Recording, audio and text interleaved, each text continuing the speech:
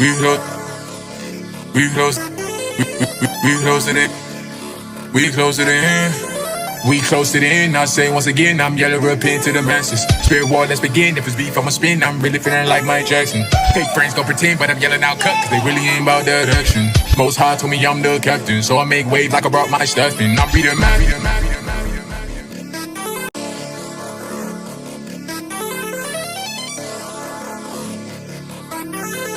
We close, we close, we close it in.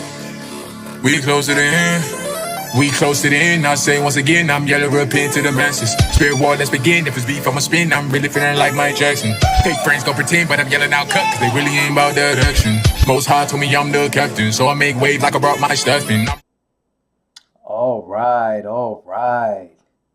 Grace, peace, mercy in Jesus' mighty name. All praise to the Most High God of Abraham, Isaac, and Jacob.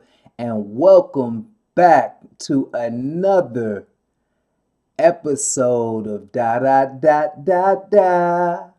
That Spirit Talk News. Yes, indeed, brothers and sisters, welcome back. Now, we have some very, very crucial news to get into today. And I hope all is well and that everybody had a blessed Sabbath this past Sabbath, which was Saturday, February 15th. And I hope and pray that everybody is having a good week. We have some various topics to cover, and you can look forward to a lot of different headlines. We're going to start breaking up our Spirit Talk news into different headlines, particular titles and headlines and subjects. Okay, so for today, we are going to be dealing with some news hot off the press. We're going to be dealing with two very important topics that is very crucial to understand in these last days. And that is in relation to the return of the Lord, brothers and sisters, by way of the revived Roman Empire, which we know as the beast in Revelation, right? That has to be healed. Okay, so we are going to look at that by looking at the main players and factors in the revival of the Roman Empire. And by looking at that, we're going to focus on some current breaking news regarding the Pope Francis, and the call for a European army, right? The call from the Ukrainian president, the president of Ukraine, which is Zelensky, right? And his call, his urgent call for a European army or united European forces to help against Russia. Okay, because we all know that according to the wars and rumors of wars that the Bible would say would happen in these last days, we see that going on, and one of the big ones today has been between Ukraine and Russia. So that is what the call is for. So without further ado, we are going to get into it. We have to understand how important these topics are and how connected they are. Because as you can see from the title, Pope Francis is nearing death, brothers and sisters. So what does that mean?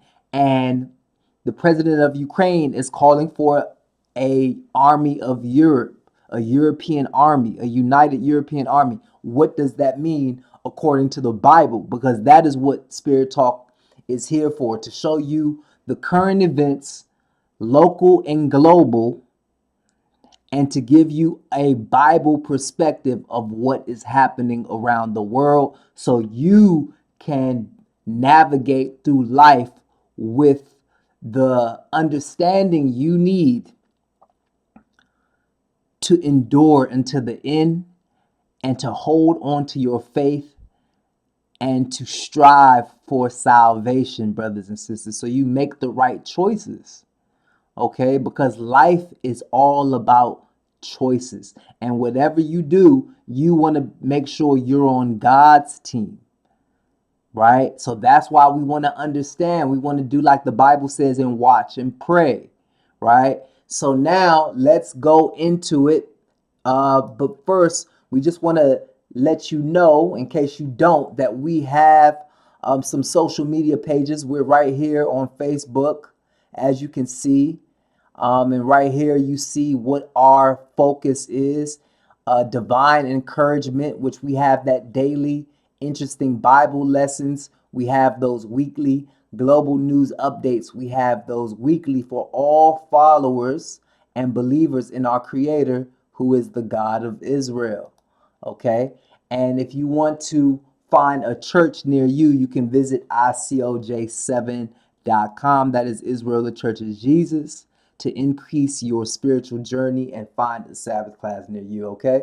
So if you don't already, check us out on Facebook, on Instagram, and on YouTube. And speaking of YouTube, here is our YouTube page. You can see that we do daily Spirit Talk mini episodes, right? So you have Spirit Talk News, which is what we're doing right here, right now. And you have Spirit Talk Mini, which we provide short lessons to help you with your walk, brothers and sisters, motivational lessons with the Bible, with the scripture. And we also have shorts, and we have a list of our previous Spirit Talk News episodes, and then we have our Spirit Talk main lessons, and then we also have a program via ICOJ, which is back to basics, that you can find on here. So the last Spirit Talk lesson was on Valentine's Day, right, which was last Friday. And then the last Spirit Talk mini was on gratitude, so you can check that out. All right, so that's just for your 411. Okay, so now without further ado, let's get into it. Let's get into Pope Francis and why he believes, he senses and believes that he is near death. Let's check out what's going on with Pope Francis so you can understand what this all means according to the Bible. Okay, so let's check it out. This is from BBC News, and we are going to check it out. Check it out. All right, so put on your spiritual seatbelt, strap up, and get ready, because we about to go for a ride.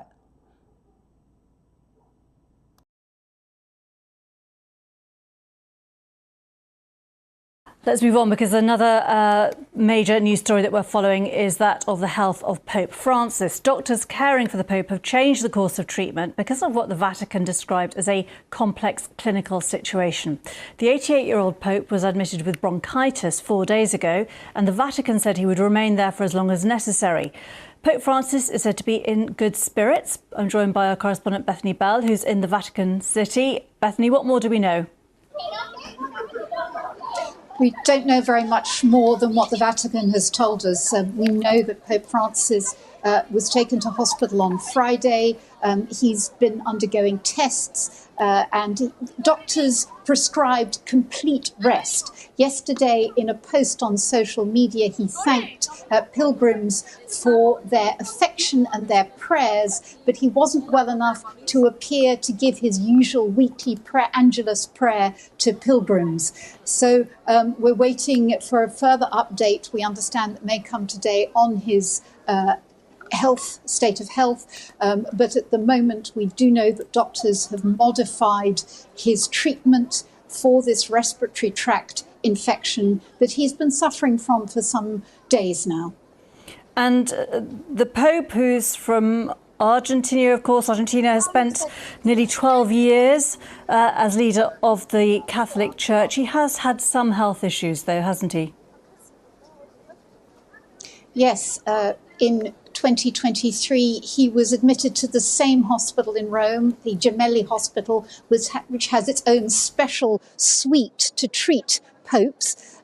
He had a hernia operation then. He's had influenza several times in recent years. And as a young man, he had pleurisy and had to have part of one of his lungs removed. And of course, now he's 88 years old. There will be concerns about him suffering from this infection. And it has been the case that in recent appearances, in recent days, he did appear to be struggling. He was giving an address on Wednesday, which he then asked one of his aides to finish. So many people here telling me that they are praying for his health and well-being. And traditionally, how open are the Vatican in terms of updates on the health of the Pope? Obviously, there's always a matter of individual privacy to be balanced with updating all the followers of the Catholic Church in particular. It's a very delicate balance. Of course, there is the need for privacy. There is also doctors may well be waiting to see how he responds to new treatment. But we have had reports from the Vatican over the weekend saying that his situation was stable. Today, then, we got this new report that he was in what they described as a complex clinical situation. And now we wait to hear what the Vatican says again in terms of how he has responded to this treatment. Bethany Bell, thank you very much. Why can't I make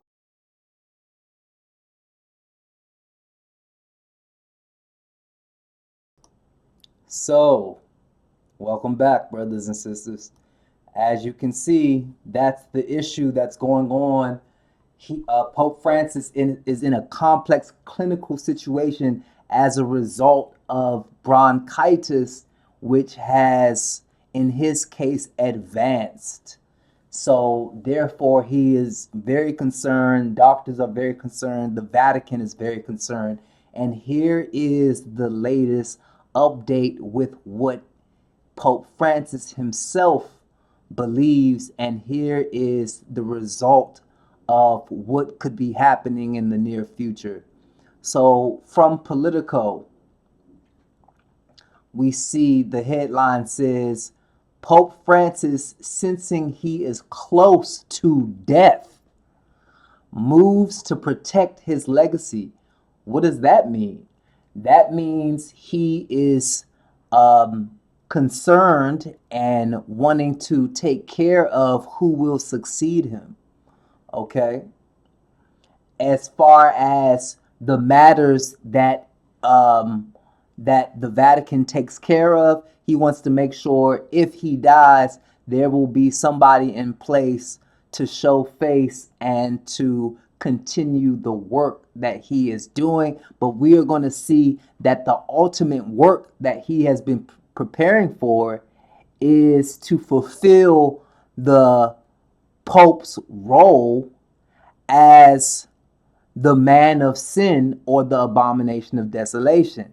And if you don't understand who that is, it's pretty much the main false prophet that the Bible talks about in the last days, that's going to claim to be God, right? And is the greatest enemy of the church and will pretty much orchestrate the war against God as the so quote unquote king of this world, the replacement of Christ, which is what the title vicar of Christ means, which is attributed to the Pope.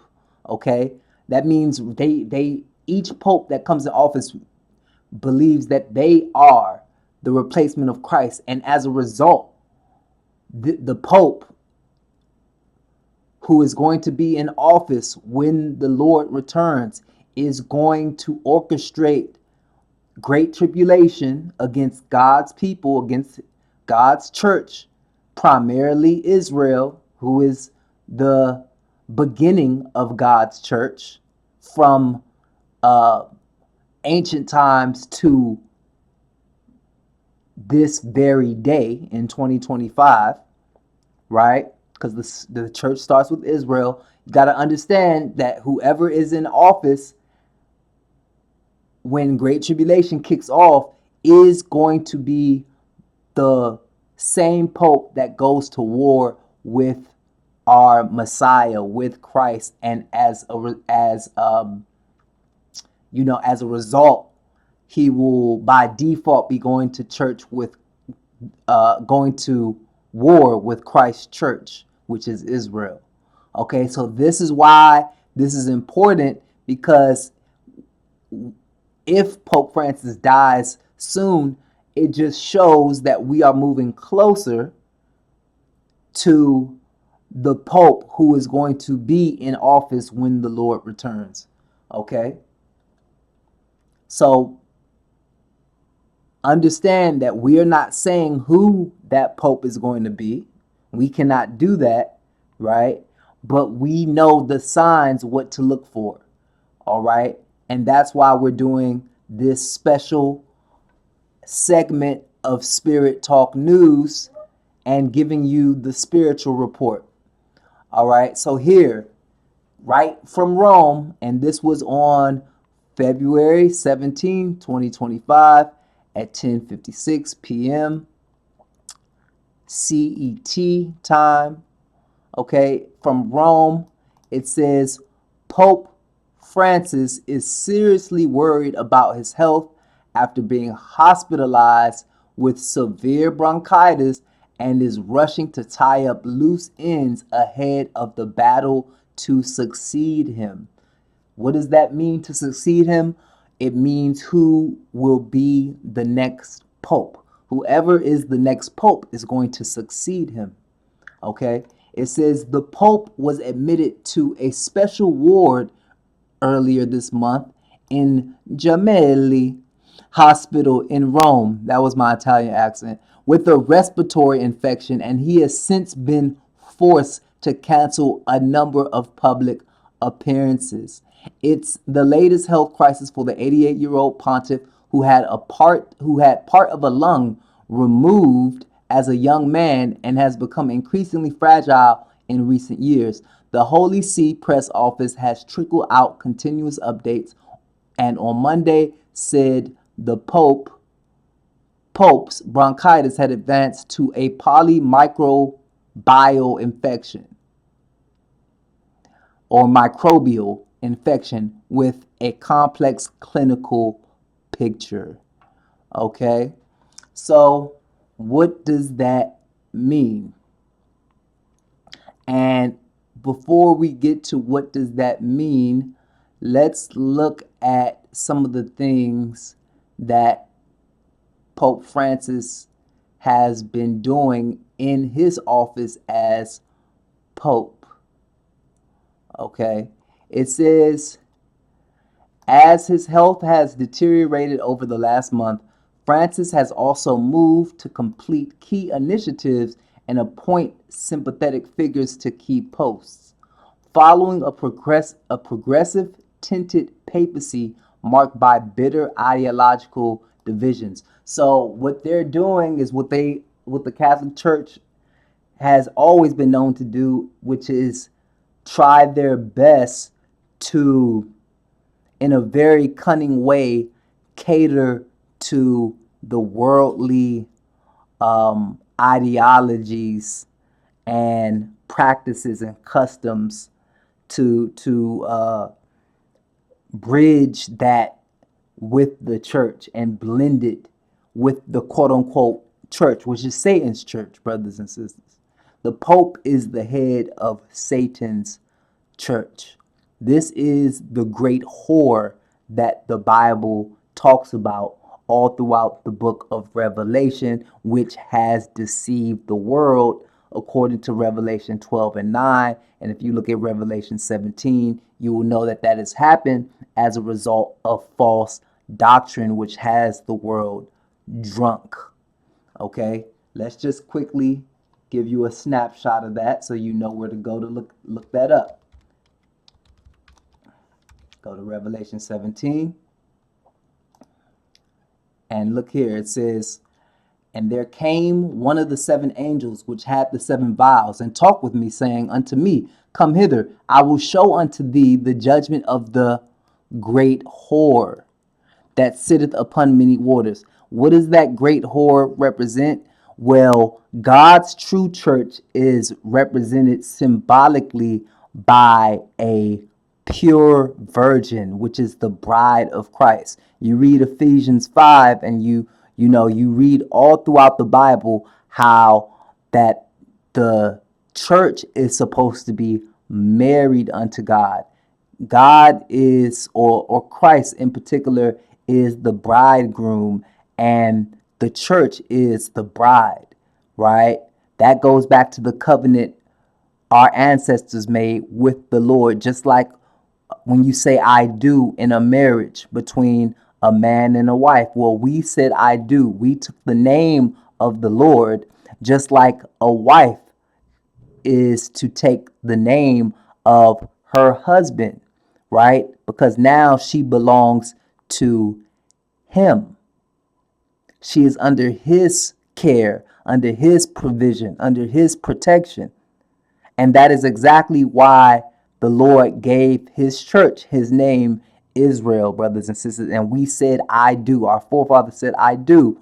And we were supposed to be unleavened, which is pure, which is holy, which is righteous, and which is a virgin, clean by keeping God's holy, righteous, perfect law.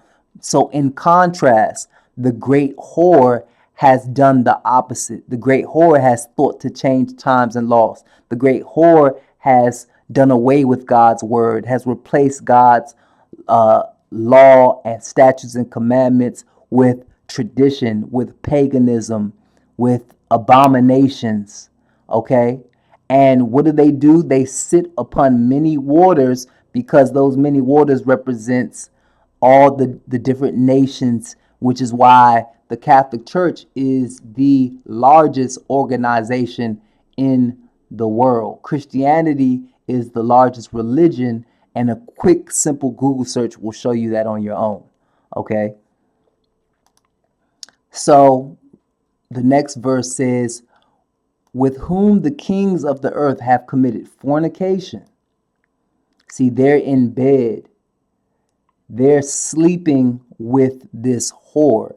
This whore has polluted the earth by way of the leaders who are in cahoots with them, the leaders who have, slept. They're in bed together. That means they are becoming one, right? If you sleep, the Bible tells you if you sleep with a whore, you become one with that whore. So if the kings are sleeping with this spiritual whore, which is this church, which is a antichrist church, an apostate church, an antichrist church, right? Then that means the kings of the earth have received that same abominable doctrine, and they have made, what have they done as a result? And the inhabitants of the earth have been made drunk with the wine of her fornication. See, by way of being in bed, symbolically, by way of their partnership, right? Because that's what it is when you come together. See, remember, God's church is supposed to be in partnership with him by doing what he says. But the kings of the earth, which are wicked, because the Pope's power, if you read Revelation 13, it comes from Satan. So these kings they want to have power too, but they're up under the Pope. So they have to do what the Pope says, who gets his directives from Satan, and therefore they can keep their power, and therefore the earth is given to the hand of the wicked. But what do they have to do? They have to be in partnership with this organization. That's why it's a whore, as opposed to the church of God being in partnership with God through his commandments. So the commandments that the kings of the earth are giving you are some abominable traditions, and that's why the earth is deceived, and They believe in a false Jesus. They believe in going to church on Sunday. They believe in Easter. They believe when they die, they go to heaven, right? They believe in wearing graven images, which is crosses. They believe in a white Jesus. All of these things are a symptom of the earth being drunk, because that is false doctrine. That is not biblical. That is not holy. It does not come from God. It doesn't come from God or his church. It comes from the great whore. All right. So that's what we're talking about. And we have to remember that the Pope is over that. The Pope oversees it. Okay. It says, so he carried me away into the spirit, into the wilderness, and I saw a woman sit upon a scarlet colored beast. But just pay attention to that woman, right? Full of names of blasphemy, having 7 heads and 10 horns. But what are we talking about? The woman. The woman is the same whore, right? And look, it says, and the woman was arrayed in purple and scarlet color. So this church is going to be identified by purple and scarlet. And if we do a quick Google search just to show you what we're talking about, if you just say church, purple and scarlet, let's see what comes up. What's going to come up? Oh, what's that right there? What's that right there? Who's that? Let's go to images. What do we see? Oh, go figure. What do we see? Pope Francis comes up wearing red, and their cardinals and their bishops wearing purple and scarlet, right? Purple and red, that is their colors, brothers and sisters, just like the Bible has shown you. Okay, just like the Bible has told you, because God cannot lie. This article even knows that it's the whore of Babylon. And we have articles that we're going to show you that we understand that too. Okay, look at that. So and that's the Wall Street Journal. Goodness. Right? WSJ is the Wall Street Journal right there. So, but anyway, that just goes to show, right? So, this is how we know what we're talking about. It says, and decked with golden precious stones and pearls, having a golden cup in her hand, full of abominations and filthiness of her fornication. Let's see if this church has a golden cup. Let's see. If we just type in church golden cup, let's see what comes up. We just doing this off the fly in the spirit, right? Oh my goodness. There it go. There it go. You see when they take that communion? That's Pope Francis right there. Here's another one. That's another one of your popes right there. It's always in that golden cup. There's another one. That golden cup. Pope Francis drinking from that golden cup right there on your right. You see it? That golden cup. That golden cup. And what does that golden cup represent? All the abominations, brothers and sisters. All their false doctrine. All their paganism. All their lies. Golden cup. Golden cup. You see that? You can't make it up. You cannot make it up. Right? See?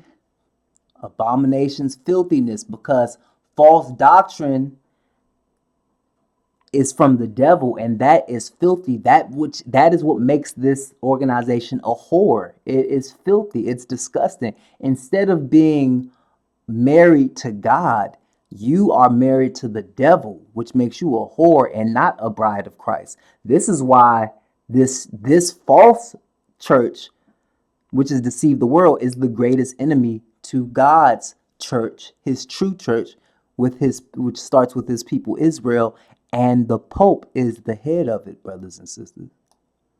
All right. So look, again, this is we letting you know who the woman is.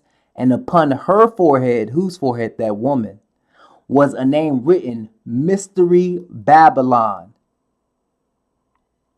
Why is it called Mystery Babylon? Because sun worship is what you get Sunday from. Christmas, Easter, Valentine's Day, all the harvest festivals behind Thanksgiving, right? All of these feasts, these unholy pagan feasts that they participate in, this Mary worship, the Queen of Heaven worship, the graven images, the Pope being the supreme bridge builder, which is Pontifex Maximus. All of that goes back to Babylon. Nimrod, right? It's the mystery Babylon, and the world does not know. It's just like when Lauryn Hill sang that song, it's the mystery of iniquity, right? Well, guess what? She was trying to expose Babylon, which is Rome, okay? They run the world. The Catholic Church is the richest organization in the world, and that's why they have the most followers, the most influence. This comes from Satan, brothers and sisters. And that's why it's called the Great, because because it has all of that power and influence. The mother of harlots. She even calls herself the Mother Church. Let's see if we can Google that. Who is the Mother Church? Who is the Mother Church? Look at that. The Blessed Virgin Mary is known as the mother of the church in the Catholic Church, right? But let's show you something. Wikipedia, Mother Church. Look at this. Holy Mother Church redirects here for the Catholic Church. See Catholic Church. You see that? Look at this right here. This last one. I'm going to highlight it. Catholics refer to the Catholic Church as Holy Mother Church. You cannot make it up. This term is most often used amongst Catholics as Holy Mother Church. Can you make it up or nah? Let's see what Pope Francis said. Right here, let's start from here. It says, Pope John the 23rd, who was the head of the Catholic Church and sovereign of the Vatican City State from 28 October 1958 until his death in June 1963. Well, we know Pope Francis is nearing his death, right? It says, well, Pope John the 23rd made this the title of his encyclical celebrating the 70th year after Leo the 13th's groundbreaking social encyclical explaining that in this mother and teacher, all nations should find their own completeness in a higher order of living. Look at that. All nations. That's those many waters. That's why it's great. You see that? That's why the earth has been deceived. And look who's talking next. Pope Francis. What did Pope Francis say? The church is our mother. Oh my goodness. What did we just read though? Mystery Babylon the Great, the mother of harlots. Whoa. She is our holy mother church that is generated through our baptism, makes us grow up in her community, and has that motherly attitude of meekness and goodness. Yeah, that's Satan being a wolf in sheep's clothing, okay? Our mother, that's why the Pope's his title is the false prophet.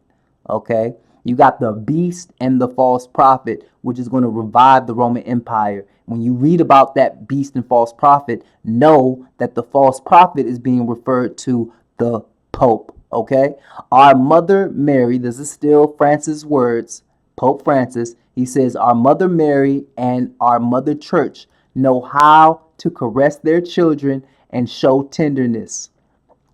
To think of the church without that motherly feeling is to think of a rigid association, an association without human warmth and orphan. But no, when you understand the Bible, you know that this mother is bringing what?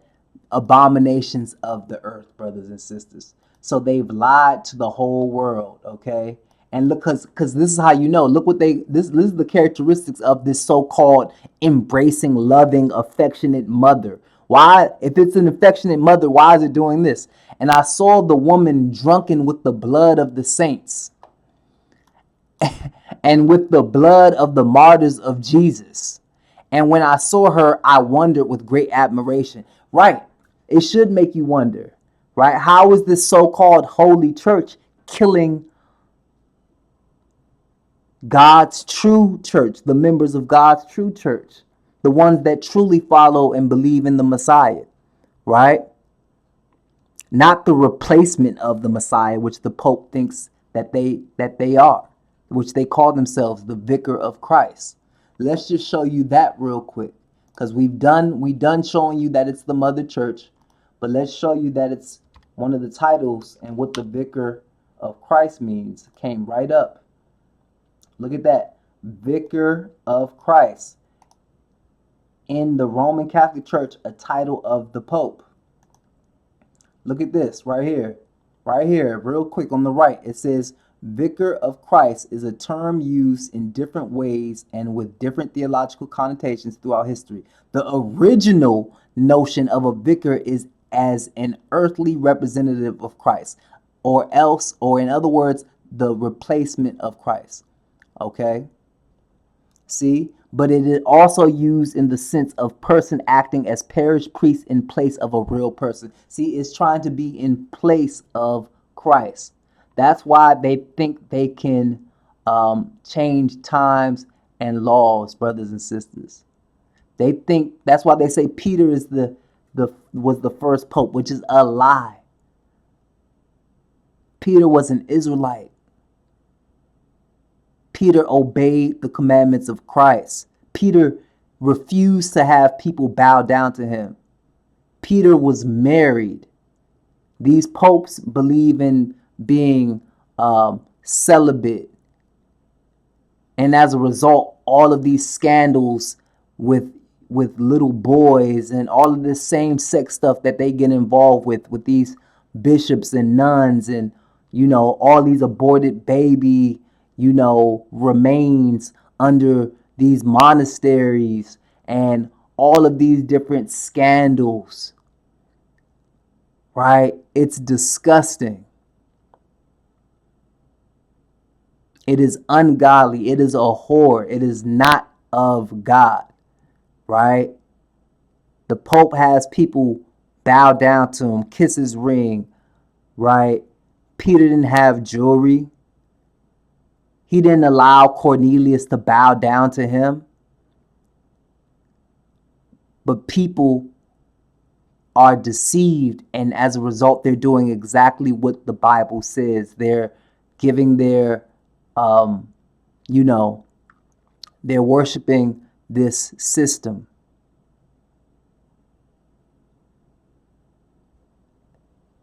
That you can't make it up. It's already written in the scripture. All right, so that's what the Vicar of Christ means, brothers and sisters. Look at this. Look at this.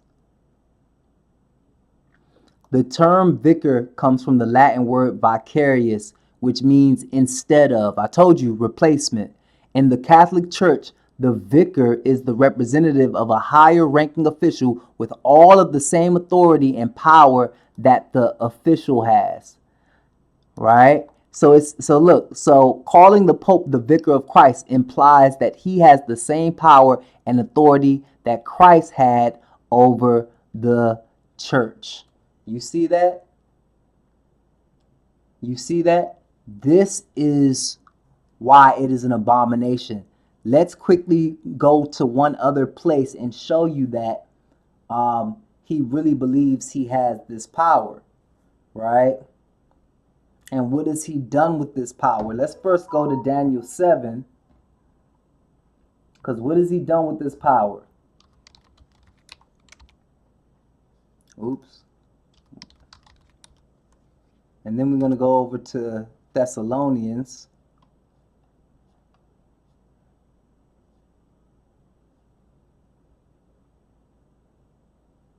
Look what he's done. This is talking about the Pope, brothers and sisters. It says, and he shall speak great words against the Most High, and shall wear out the saints of the Most High. Well, we just read that in Revelation, right? They're drunk with the blood of the martyrs of Jesus Christ and the saints. That means they're killing them, right? And this was wear out means the same thing. They're going to be killing the saints. They did it in the past during the Roman Inquisition. They're going to do it again. And think to change times and laws.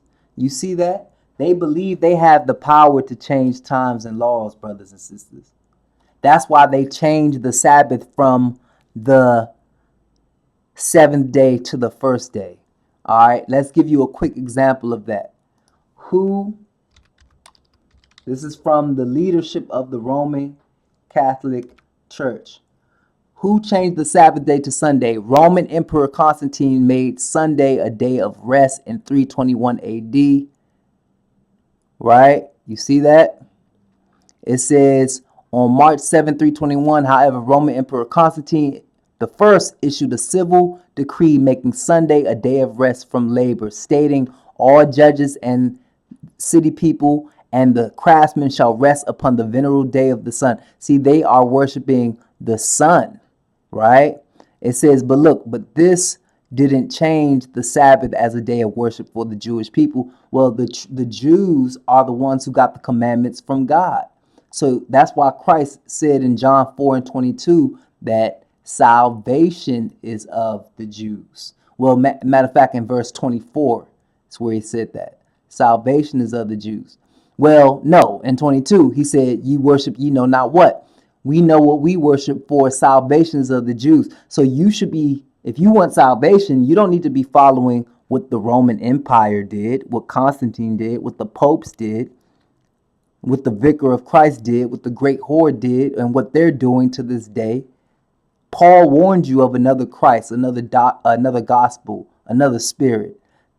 Sunday church is another Christ, another gospel, another spirit.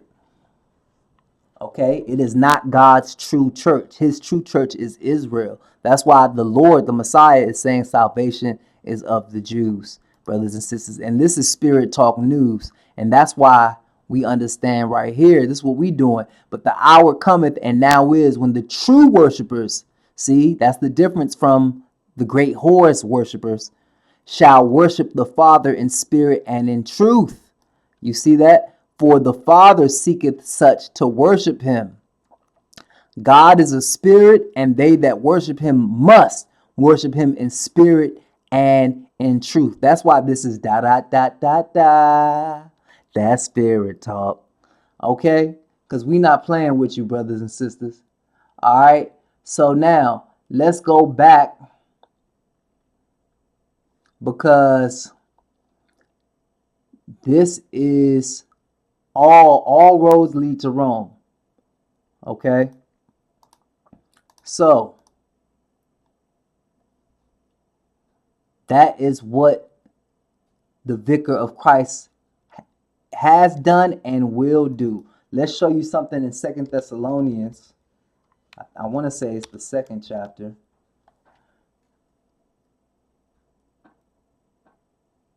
Yep. All right, look at this. It says, now we beseech you, brethren, by the coming of our Lord Jesus Christ, right? And by our gathering together unto him. Okay?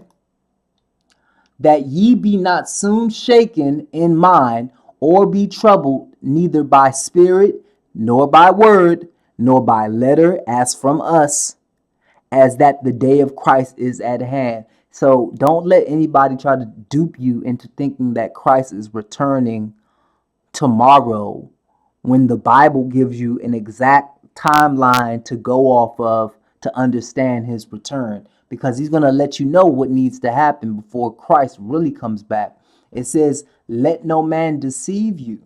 Christ said the same thing in Matthew 24, by any means, right? Like Malcolm X, by any means necessary, for that that day shall not come except there come a falling away first, and that man of sin be revealed, the son of perdition. Who is the man of sin? Who is the son of perdition? It's the Pope, the vicar of Christ.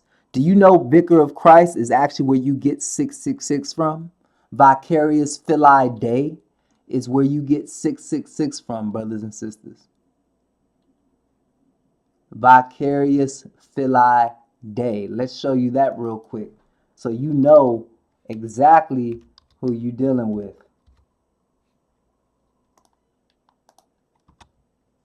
Six, 666. Look at it right there. There you go. Look at that. That's in Revelation 13. Vicar of Christ, Vicarious Filii Dei. Vicarious, add them up in Roman numerals, gets 112. Filii, 53. Dei, 501. Added together, you get 666. What does Vicarious Filii Dei mean? It simply means what we told you earlier, replacer or vicar of the Son of God in place of Christ. Vicar Filii Dei is a Latin phrase that translates to vicar of the Son of God. It was first used in a forged document called the Donation of Constantine to refer to St. Peter, the first pope. You see that? You see that connection right there? The first pope, Constantine. But what did they do? They changed times and laws. And what is he going to do? This is that man of sin, because sin is the transgression of God's law. So if you change God's law, you are the top dog when it comes to sin. The son of perdition. Perdition means destroy, destruction, desolation. That's why we showed you that he's going to be destroying the saints, drunken with the blood of the martyrs of Jesus Christ. And let's show you the same thing about him changing times and laws and calling themselves the vicar of Christ. It says, who opposeth and exalteth himself above all that is called God. See, he's putting himself above God. How are you calling yourself the representative and replacer of Christ and then changing everything he says in his word? Or that is worshipped. Let's read it again from the top. Who opposeth and exalteth himself above all that is called God, or that is worshipped, so that he as God, listen what he's going to do, sitteth in the temple of God, showing himself that he is God. Well, he already has said he's the replacer of Christ. So they think that they're God, brothers and sisters. This is why it's a great whore. This is an abomination of the whole earth. Killing God's church. Ultimately going to war with God. Okay? That is who the Pope is. Okay?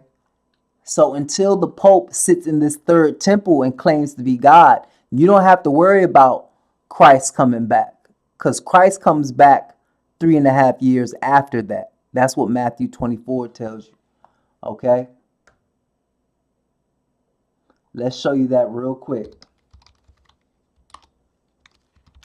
Because I got to just go with the spirit. You hear what I'm saying?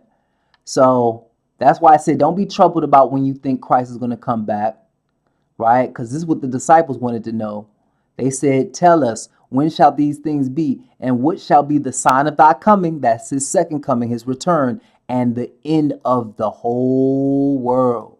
Okay? And he tells you that right here. This is what we just read in 2 Thessalonians 2.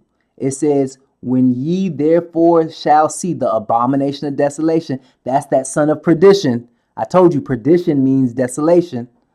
And it's abominable, right? Because he's against God. Spoken of by Daniel the prophet. Because remember, he said, we read Daniel the prophet about they would think to change times and laws, right? And what is he going to do? Stand in the holy place. We just read it in 2 Thessalonians 2, right?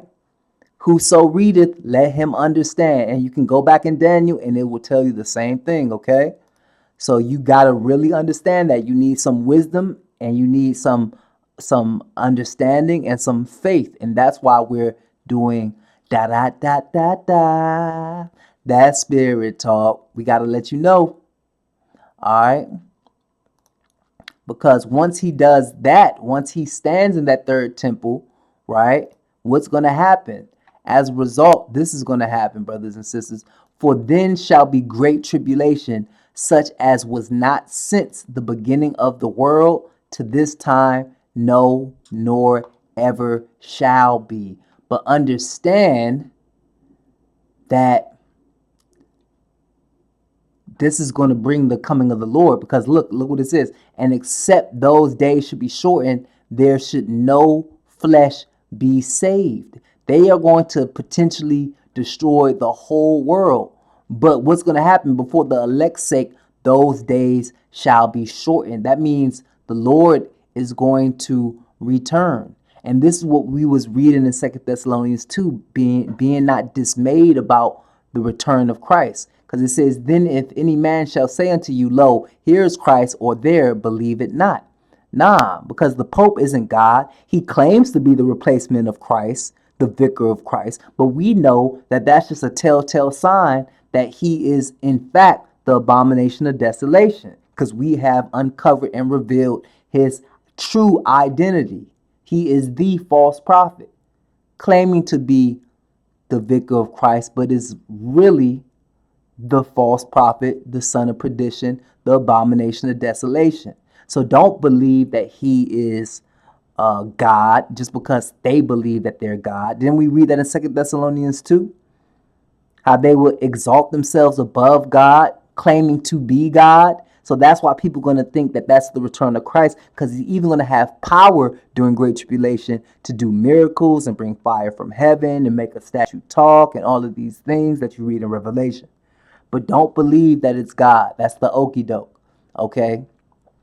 See, because Christ is going to come back 3.5 years, right, after Great Tribulation, because that's how long it's going to last. Because look what the Lord says. This is how we know it's no rapture, right? It says immediately after the tribulation of those days, right, which commences with the Pope going into the third temple where he ought not and claiming to be God, like we read, right? But immediately after the tribulation of those days shall the sun be darkened and the moon shall not give her light, okay? And the stars shall fall from heaven. This is the return, the great day of the Lord.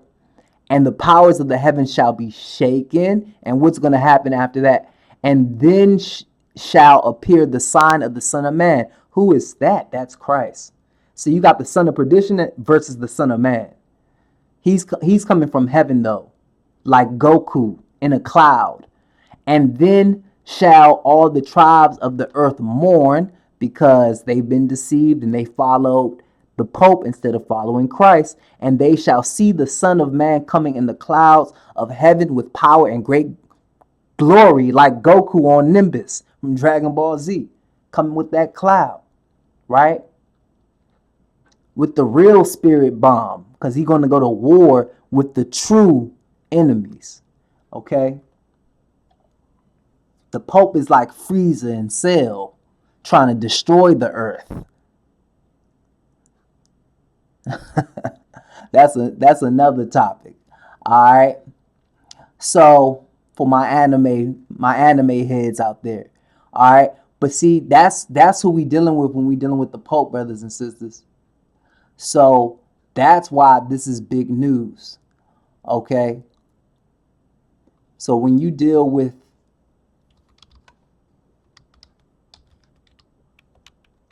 the abomination of desolation, the man of sin, which is the head of that great whore that we read about in Revelation 17, understand we dealing with the revived Roman Empire and the head, the religious head, which is the Pope. And look where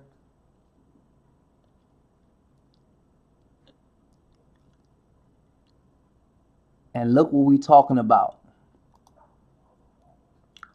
Because we just showed you they're going to be doing a lot of killing. And now they're telling you where they're located, the headquarters. It says, and here is the mind which hath wisdom. It's just like in Matthew 24 when he said, whoso readeth, let him understand. You need some wisdom, some knowledge, some understanding for this. The 7 heads are 7 mountains on which the woman sitteth. What seven heads we talking about? What 7 heads are we talking about, brothers and sisters?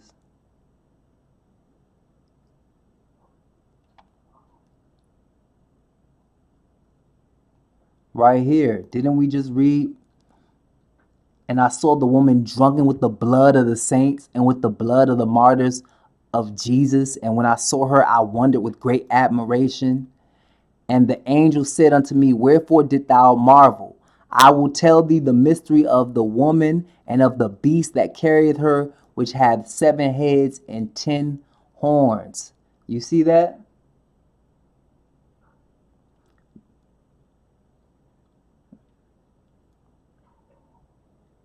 Remember that woman that we read about with purple and scarlet, the Catholic Church, decked with gold and precious stones, having a golden cup in her hand full of abominations?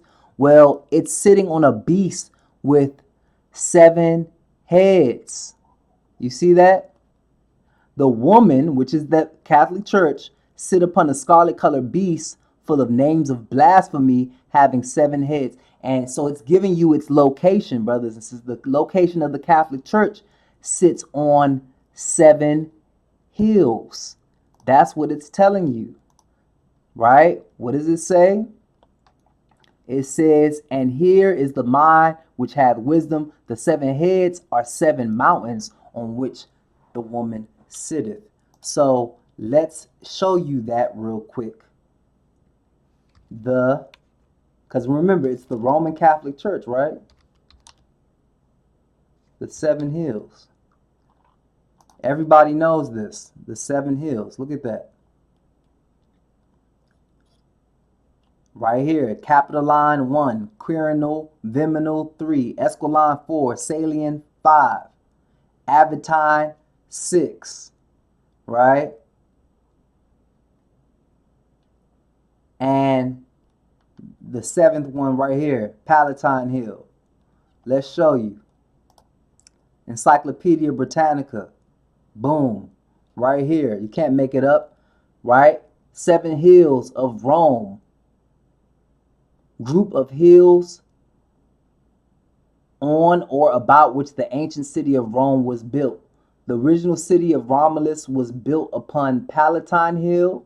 That's 1. And then the other 2 are Capitoline 2, Quirinal 3, Viminal 4, Esquiline 5, Salian 6, and Aventine 7. And this is why even DC, Washington DC, is like little Rome, right?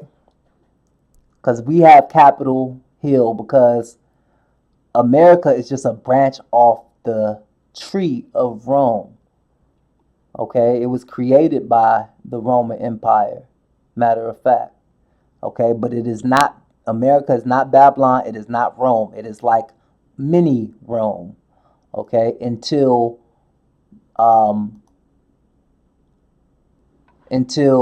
the true Roman Empire comes back to life, America will have that power that it has, but we see that power slipping because we know that the true Roman Empire has to be revived.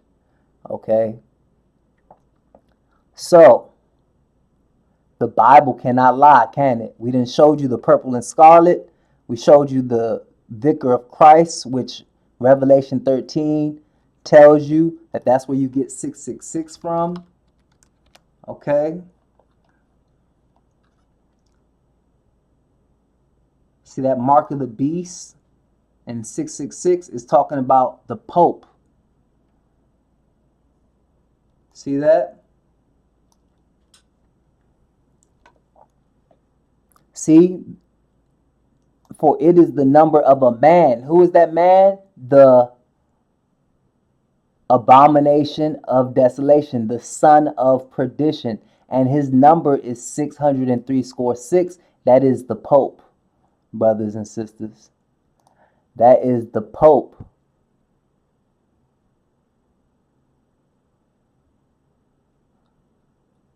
You see that?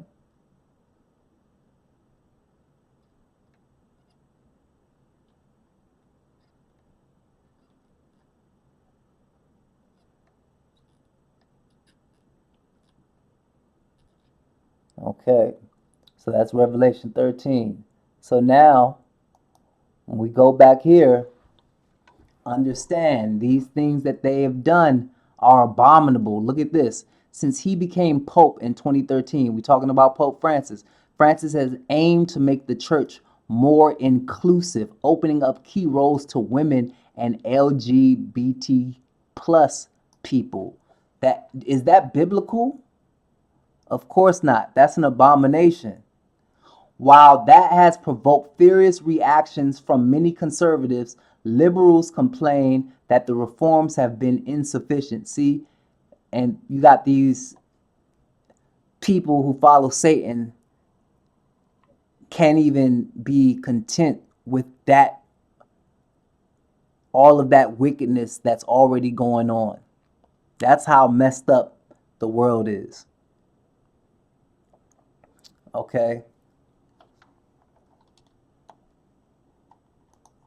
Look at this. Meanwhile, the Pope's efforts to put an end to rampant child abuse by clerics have produced mixed results.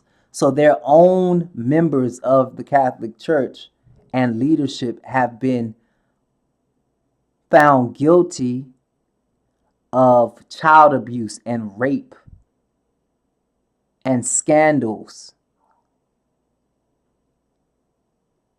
This is that great whore that we're talking about. So understand that what we just read about, that abomination of desolation that's going to stand in the holy place, that can't be Pope Francis, brothers and sisters. It has to be somebody else. And so that's why we're talking about papal succession, because the person to succeed him is getting us closer to that point. That's why this is important news. Okay? They say on February 6th, before he was hospitalized, talking about Pope Francis, he extended the term of the Italian Cardinal Giovanni Battista Re as Dean of the College of Cardinals. See, they the ones that wear that purple and that scarlet. A role that will oversee some preparations for a potential conclave, the secretive gathering that determines the selection of a new pope. So that's all you need to understand, brothers and sisters. They are moving closer and closer in preparation of a new pope, because Pope Francis is on his way out of here. That's what he senses based on his health condition. Okay. So let's look at some spirit talk for real. This is an article that I put together 5 years ago on Lines and Precepts, right? Lines and Precepts, if you don't know, this is what Lines and Precepts is about. Before we get into it, see, we got an article as well on the mark of the beast. That's from what you read about in Revelation 13, right? That's what we were just at, right? See? And that no man might buy or sell save he that hath the mark of the name of the beast, or the number of his name. And what is that number? That number is 666. Where does 666 come from? We showed you vicarious filii Dei, which is the replacer of the Son of God, the vicar of Christ, right? We showed you that, right? Didn't we just show you that? Vicarious filii Dei. This is where you get the word 666 from. Okay? We don't even have to look. We just looked at that one. That's the one we looked at. You can't make it up. Right? See, that's the mark of the beast. That's the number of the mark of the beast. Okay? That's the man. The Pope is the man of sin.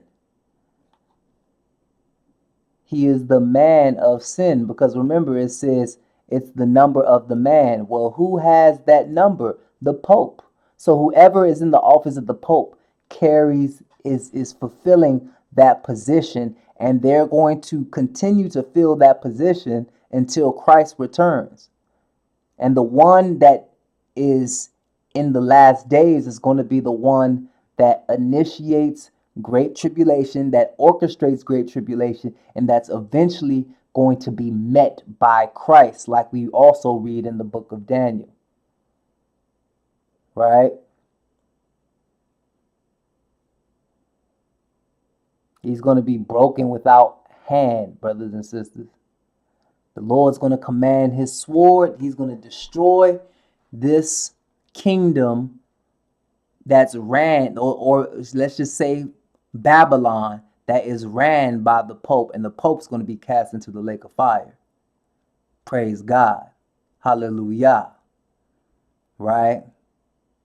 So understand, when we get back to lines and precepts, before we get into our article on the Pope, just understand that this is what this site is about. To prove in an objective manner that the Bible is the only inspired word of God from a scientific, historical, and prophetic viewpoint. To help spread the gospel of Jesus' soon coming kingdom to all nations through articles, documentaries, video text lessons, books, and skilled teachers. To clear up fallacies and deception within Christianity using biblically guided analysis and methodologies coupled with historical evidence. And to serve as a hub for spiritual knowledge, relevant news, and Bible study classes around the world for those seeking social and behavior change, enlightenment, and eternal salvation. And there you have it. See, this is where the Pope is going to sit. He's going to claim to be God here in Jerusalem in that third temple when they build it. Okay, so that's why we have, even with COVID, it was related, because they are continuing to do with their efforts is prepare to fulfill this prophecy. Somebody has to fulfill it, brothers and sisters. Somebody has to fulfill it. So let us continue, because we're going to wrap this up. Okay, we're going to wrap this up. It says, Pope prepares for mark of the beast with consideration of universal basic wage. Now, what is universal basic wage? First, and how does that relate to the mark of the beast? Well, what you have to remember with the mark of the beast is that no man might buy or sell save he that hath the mark of the name of the beast or the number of his name. So that's how we know the vaccine was not the mark of the beast, like, contrary to popular belief, right? But you have to understand that they are going to have control over the whole economy, because you cannot control who can buy or sell without having control over the economy. And that's why when the Pope pushed for a universal, a universal basic wage, right?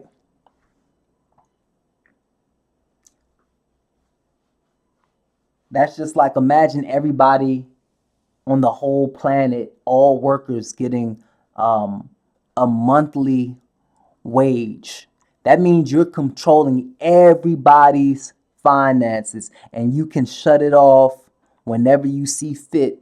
And that's why I said that was preparing for the mark of the beast, brothers and sisters. Okay, so but let's show you what Pope Francis was doing when he declared that, and what does that mean, how he called for a universal basic income or a basic wage, because that ties directly with controlling who can buy or sell for the mark of the beast. Let's take a look at it.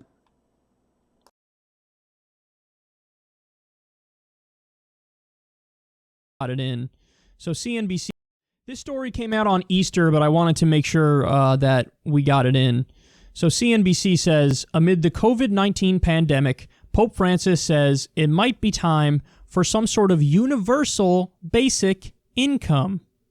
Quote, this may be the time to consider a universal basic wage, to acknowledge and dignify the noble, essential tasks, and to achieve the ideal of no worker without rights, Pope Francis said in a letter to the World Meeting of Popular Movements, an organization representing global grassroots organizations, published on Sunday via the Vatican. The Pope acknowledged that for many workers, the COVID-19 pandemic lockdowns are making it difficult, if not impossible, to earn money. So I think that's great that he's calling for this. And see, now we're at the stage of the crisis where among people, because usually in, top echelons of government, they don't sense the urgency as much as the people feel it. But among people, the so-called radical solutions are actually the common sense solutions. So nobody has a job and nobody has the money that they need, and there's nothing they could do to fix that because of a pandemic. Just give them money. Okay, what's the easiest way to give them money? Just give them a universal basic income. Every month, send them some money. That's it.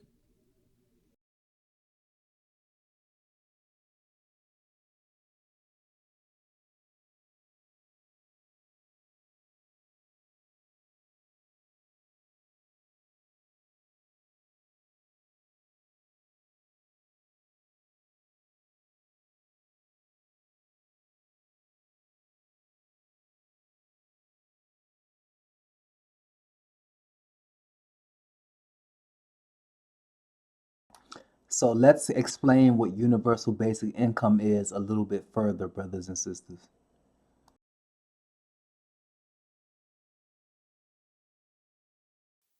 What if the state covered your cost of living? Would you still go to work? Go back to school? Not work at all? What would you do? This concept is called a Universal Basic Income, or UBI, and it's nothing less than the most ambitious social policy of our times. In 2017, basic income is gaining momentum around the world. First trials are ongoing or on their way, and a growing number of countries are considering UBI as an alternative to welfare. How would it work, and what are the key arguments for and against? Right now, people can't really agree what universal basic income is or should be. Some want to use it to eliminate welfare and cut bureaucracy. Others want it as a free extra for existing programs, or even want it to be so high that work itself becomes optional. For this video, we'll talk mostly about the minimum basic income, enough money to be above the poverty line. In the US, this means about $1,000 a month or $12,000 a year. The money would not be taxed, and you could do whatever you wanted with it. In this scenario, UBI is a way of transferring the wealth of a society while still keeping the free market intact. But if we hand out free money, will people just spend it on booze and stop working? A 2013 study by the World Bank specifically examined if poor people waste their handouts on tobacco and alcohol if they receive it in the form of cash. The clear answer, no, they don't. The opposite is true. Other studies have shown that the richer you are, the more drugs and alcohol you consume.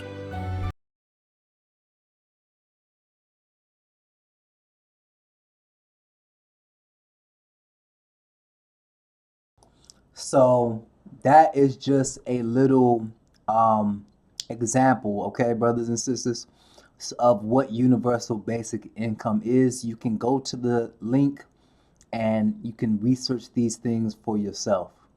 All right, but now, as you can see, this was the article 5 years ago at the height of the COVID-19 pandemic. And this was by Vatican News, the same Vatican News that gave us the update on Pope Francis' current health condition, which has him sensing that his death is close. But here from 2020, it says, in a letter dated In a letter dated Easter Sunday, 12 April 2020, amid the COVID-19 pandemic, Pope Francis has called for the consideration of a universal basic wage that would ensure and concretely achieve the ideal at once so human and so Christian of no worker without rights. Right? But now let's show you the truth behind it. Here was the commentary that I wrote, and this is going to lean us towards our next headline, which is how Zelensky calls for creation of European army. See, it goes hand in hand. So we're going to look at that in just a few.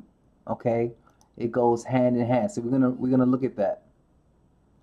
All right, there go your boy Zelensky. We're gonna look at that. All right, so this is going to connect. This information about the Pope is going to connect with the president of Ukraine, Zelensky, calling for a army of Europe, or European army, or armed forces or military, because we're going to find out that the Pope is going to need an army in order to carry out Great Tribulation, which starts once he sits in that third temple and claims to be God, like we have shown you that the Bible says he's going to do, which has already been proven, that you can see that it's set up for that based on his title and his role as the vicar of the replacement of Christ, which is 666. Right? So let's read about what this is really about, that universal basic income.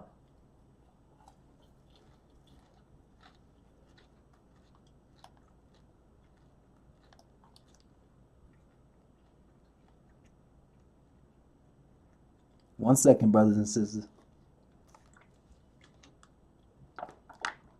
Okay. It says, here is an esoteric secret. Esoteric means insider, okay?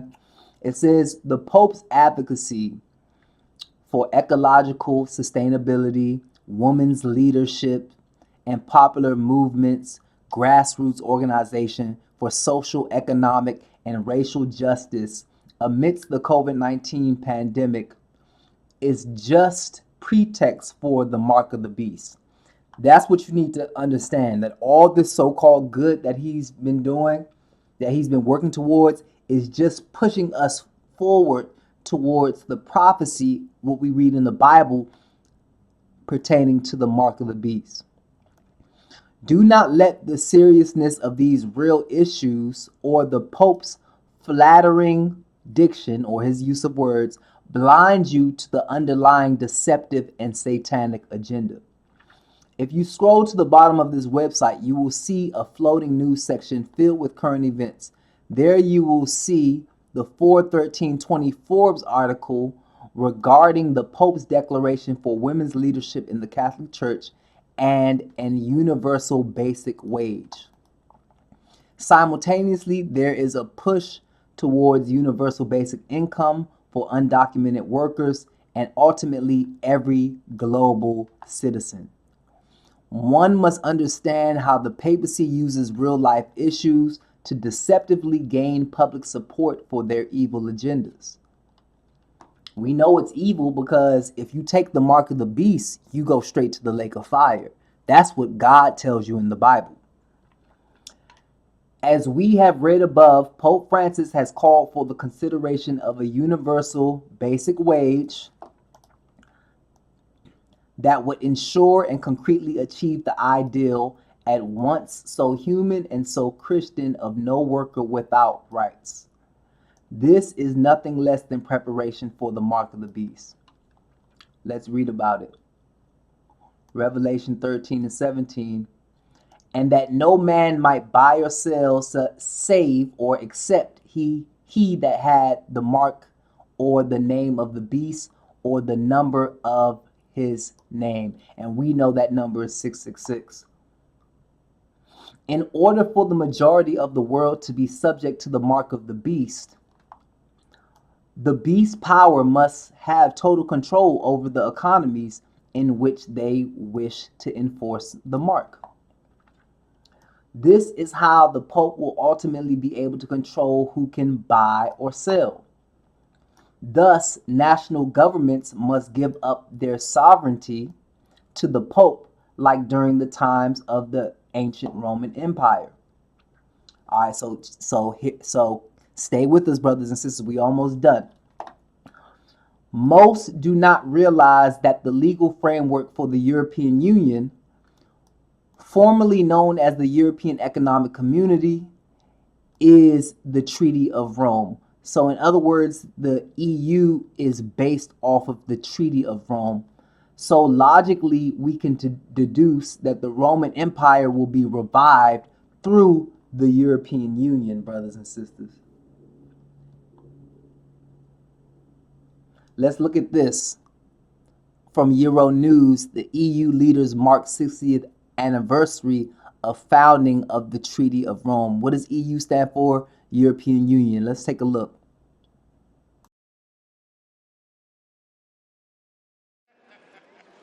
Joining together in Rome to mark the 60th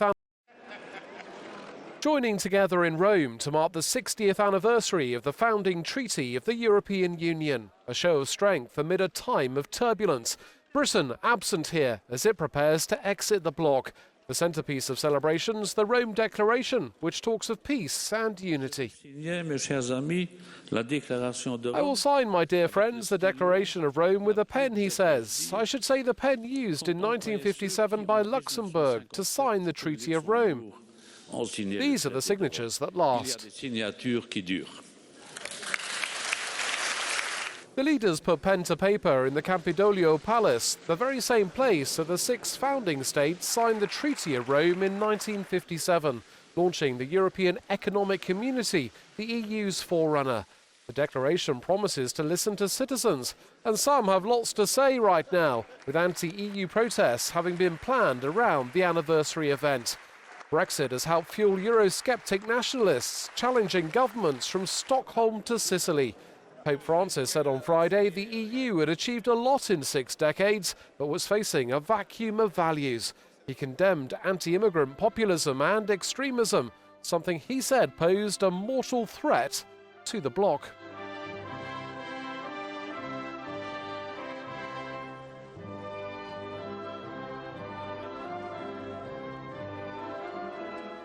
Our correspondent in Rome says under the sun here in the capital, the 27 heads of state and government have displayed their unity, and with their smiles, all the European leaders signed the Rome Declaration, 60 years after the treaty of the same name. For the President of the European Commission, this document is simply a new beginning for the European project. The priority now is to turn those words into action. Euronews, Rome.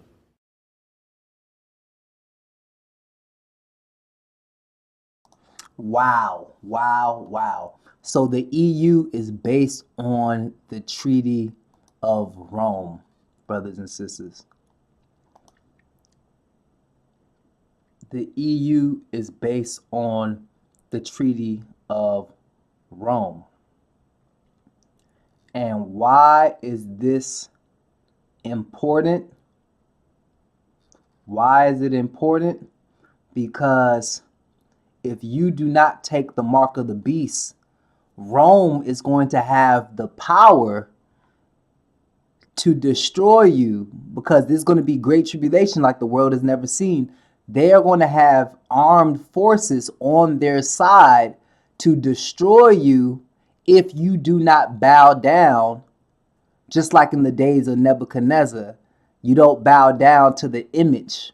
Because remember, the beast has a mark and an image. And if you do not obey it, brothers and sisters, they are going to kill you.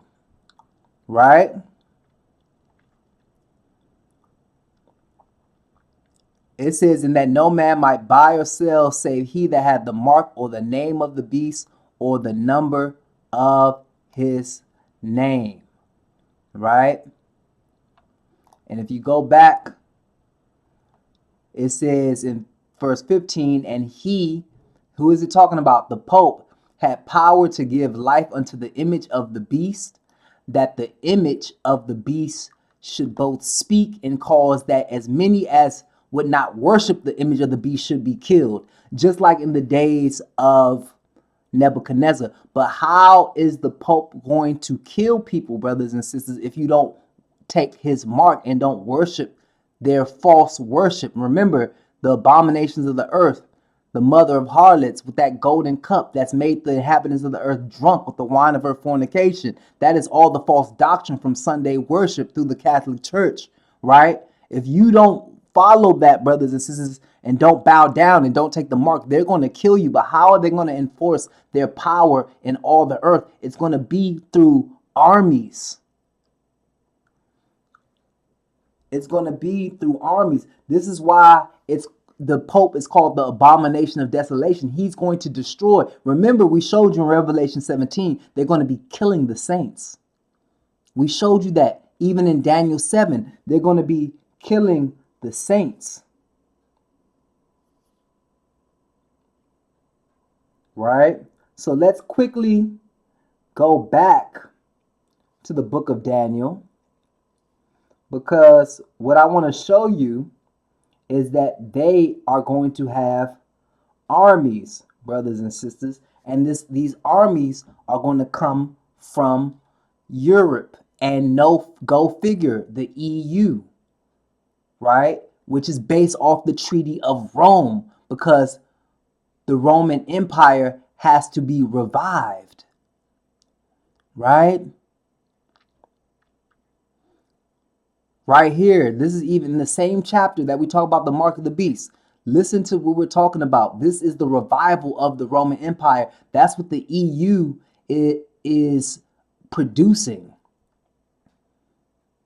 Because the original EU was signed by 7 member states who made up the old Roman Empire. And we know that the old Roman Empire has to be revived. And therefore, those European nations have to give their sovereignty over to the Pope. We're going to recap that in Revelation 17. But it says, and I saw one of his heads as it were wounded to death. See, this is the Roman Empire being wounded in 476 AD. That's in history. That's when it tells you it fell, right? But it says that deadly wound was healed, and all the world wondered after the beast. It's going to be healed once it has its military might, which it lost, brothers and sisters, and its economic control. This is why the Pope was pushing for a universal basic wage, universal basic income. And if you were paying attention to this video, did you guys notice that they ended it off with words from Pope Francis? And look who's in the background, right? Look where they are. They're in Rome signing it at this Catholic building, which is the Pope with the 3-layered crown, right?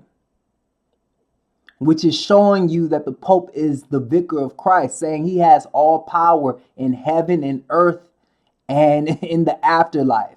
That's what that crown that he's wearing back there that you can't really see. You have to go look that up on your own. But that's the Pope. Brothers and sisters, the Pope is behind it all. It's showing you right here. And this is from news. They're not even, they don't know what they're doing. But we know, because salvation is of the Jews, right? So let me show you something in Daniel 11, and we almost done. Just stick with us. All right. We're going to skip down. Because remember, we told you that you have to get some understanding on the abomination of desolation, right? Well, how is it going to happen? It says, and arms, what are arms? Armies shall stand on his part, and they shall pollute the sanctuary of strength, and shall take away the daily sacrifice. This is going back to the fake Jews in the third temple, because the Pope has to go into that third temple and claim to be God, like we showed you earlier. We briefly showed you earlier. And they shall place the abomination that maketh desolate. But he's going to have armies on his side. That's what arms are, brothers and sisters. That's what arms are. And that's why this is going to be a fight. It's going to be a war. Right? So, that's going to bring us to our next point, because we just read that again. Let's read this again. Most do not realize that the legal framework for the European Union, formerly known as the European Economic Community, is the Treaty of Rome. So logically, we can deduce that the Roman Empire will be revived through the European Union. You have to understand that this is why we know America has to decrease and Western Europe, which is Rome, has to increase, brothers and sisters, for prophecy to be fulfilled, for the beast to be healed, like we read in Revelation 13. So how will this happen? As forementioned, these various EU nations will give up their sovereignty to join forces with the revived Roman Empire. Okay, let's go to Revelation 17 to read it, because it's right here, but it's going to be clearer over here, because we started in Revelation 17, right? Because we showed you that where do they sit? On the 7 hills of Rome, right? So if we continue, this is talking about the leadership of the revived Roman Empire. And look what it says here. And the 10 horns, right, which thou sawest are 10 kings, which have received no kingdom as yet, but receive power as kings 1 hour with the beast. This is talking about the European Union. Is going to come down to 10 members, just like originally it was 7, right? That signed the treaty in 1957, right? It says, these have one mind and shall give what? Their power and strength unto the beast. This is how the Pope and the revived Roman Empire is going to have the strength and the power to control great tribulation and say, if you don't take the mark of the beast and bow down, we're going to kill you. They're going to have the arms or the armies from Europe on their side. So this is why it's important to understand this. Let's just read this last paragraph from the article, and you can read all of these articles on your own. It says, so just like the Pope and Catholic Church legalized the transatlantic slave trade via the papal bull Dum Diversus on 18 June 1452, that was against Israel, God's holy people, the Negroes, right? We are God's true church. And they also initiated and legalized the Roman Inquisition, which tortured and killed millions. They will use their widespread hegemony, which is power, which will hang on the EU military and international criminal court to legally enslave, torture, and kill anyone who does not willingly take the mark of the beast in accordance to biblical prophecy. Okay, so, and then I have some older articles, One World Economy, and the French president's Emmanuel Macron's call for a true European army, which is a prelude to Armageddon.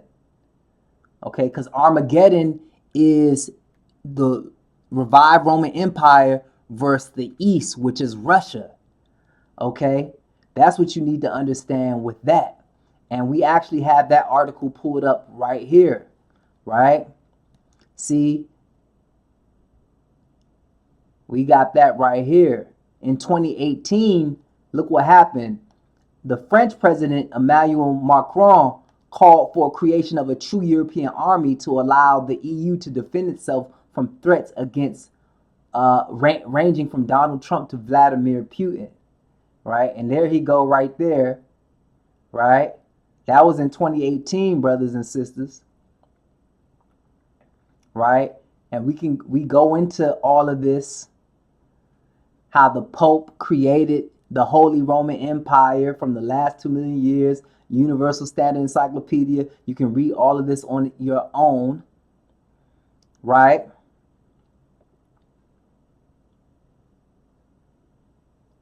But let's just read this part right here, because this is why it's important to understand. See, we know, that's Brother Elijah. Shout out to Big Bro. We understand that the Roman Empire has to be reinstated or revived, right? So you can read all of this on your own, brothers and sisters, but this is why they need that army, okay?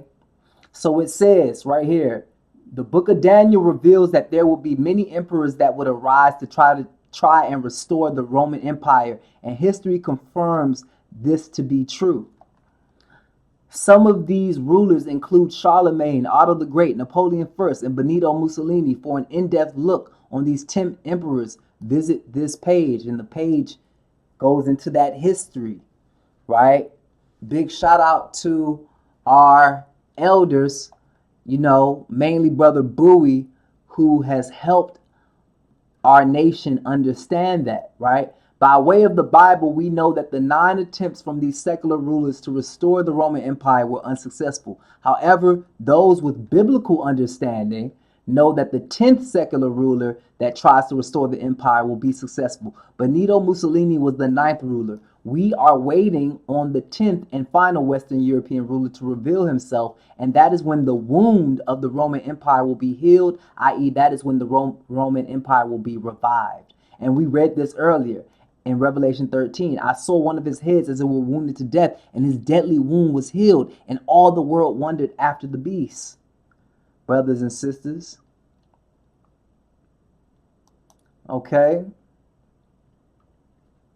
So it says, this unique history and stance that the Roman Catholic Church has assumed is the reason for its obscure description below as being a great kingdom that existed or was in the past and is not, because the power it used to be due to a military decline which made it fall, but yet it still is and even though it fell in 476 AD, it still exists. How? It's still in existence today through religion, the Catholic Church, and mind control. However, the world does not have the spiritual eyes to see this great kingdom is still alive. That's why it's called Mystery Babylon the Great.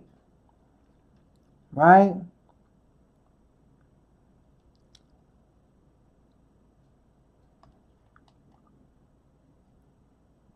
So real quick, it says,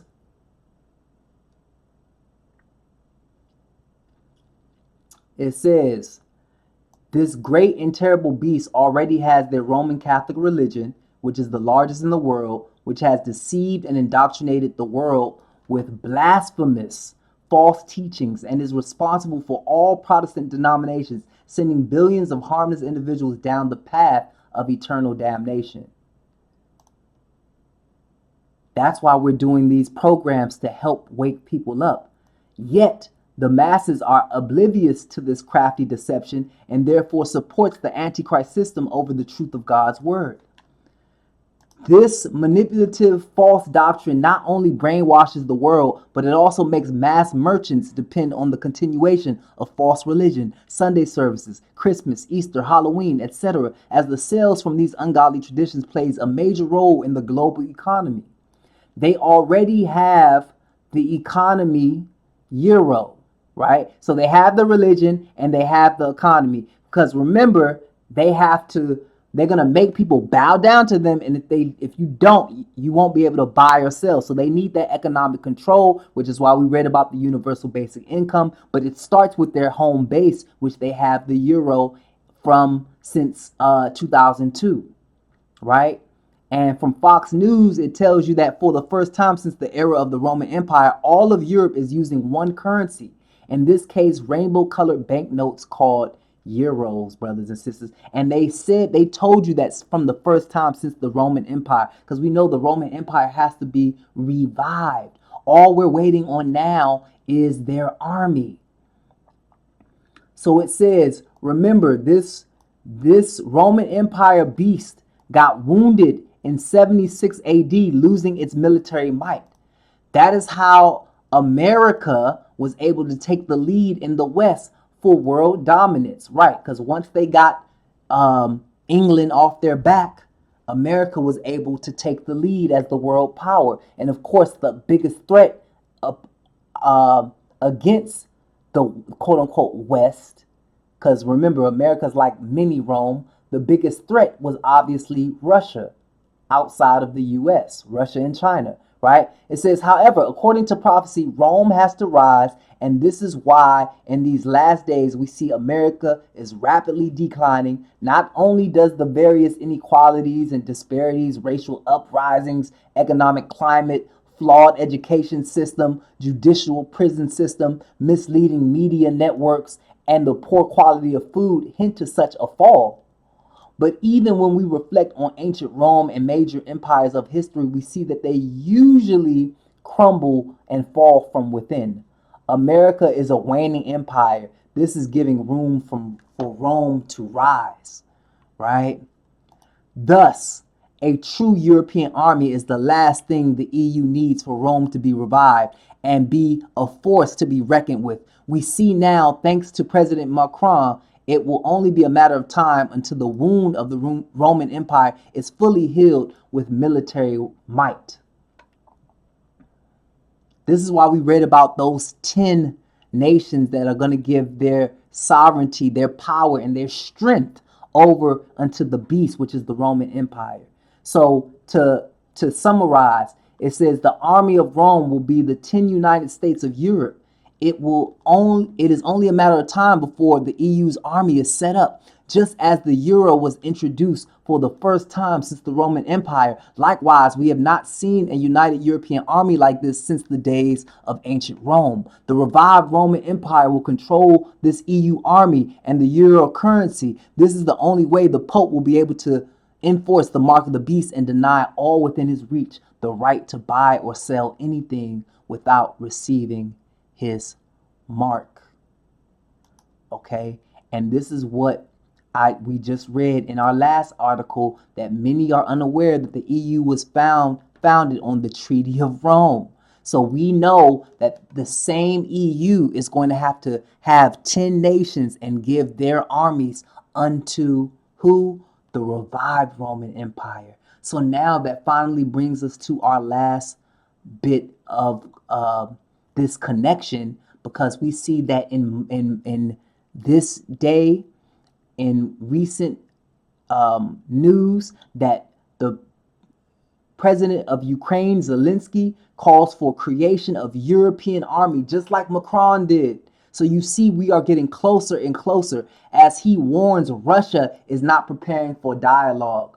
But who is Russia going to be fighting in Armageddon? Russia is going to be fighting against Babylon, which is Rome, which is the revived Roman Empire with the Pope and the EU's army.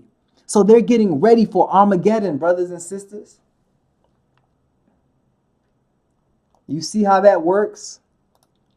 You see how that works? Look how that works. Right?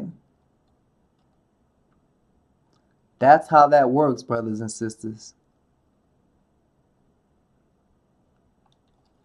I was looking for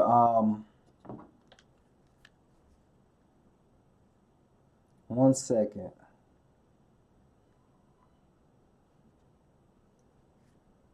See, that told you this was the This was when we read here, when we read about the 10 kings, the 10 nations from Europe that give their power to the Roman Empire. They're going to give their strength and their power to the Roman Empire. Well, that is how the western side of Armageddon is going to be put together. See, look, because these have one mind and shall give their power and strength unto the beast. Well, who's the beast? The revived Roman Empire, right? But who are they going to be fighting? That's the West. They're going to be fighting the East. And the East is the Medes, brothers and sisters. Gog and Magog, talking about Russia and her allies, right? And that's why this is preparing for Armageddon, brothers and sisters. Because let me show you what it says. In verse 12, it says, and the sixth angel poured out his vial into the great river Euphrates, and the water thereof was dried up, that the way of the kings of the east might be prepared. So this is about Armageddon, the kings of the east.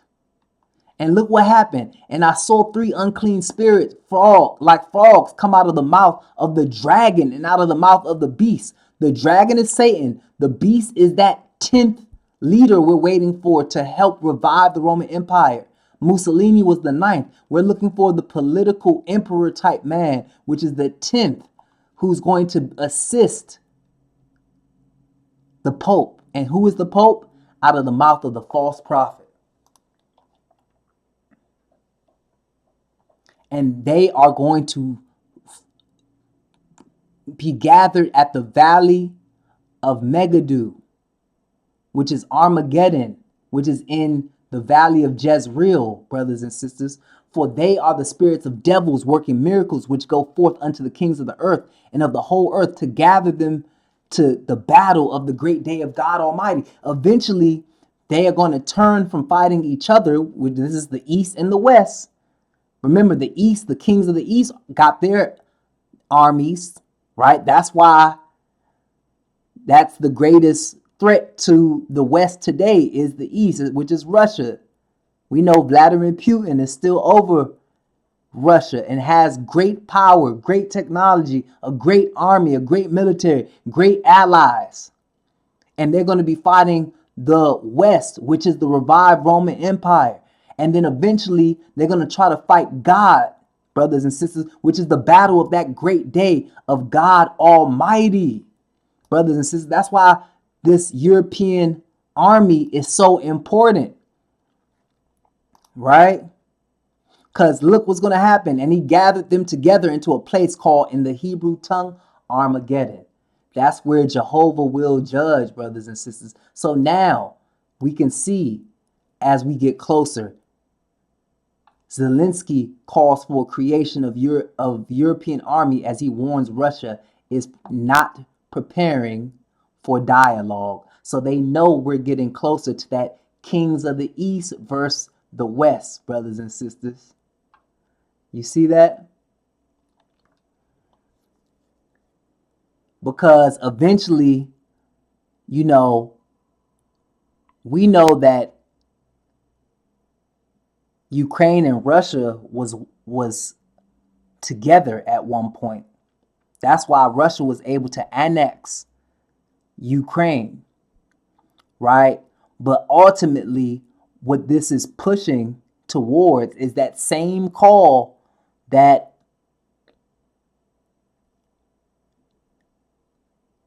the French president Emmanuel Macron was pushing for, right?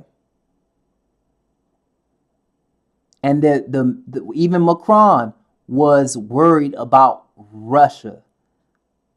So that shows you that Ukraine, even though it is on the eastern side, it could easily be joined with the Western EU nations that give their power to the Roman Empire. It can easily happen, brothers and sisters. Or it can just cause the domino effect to make it happen.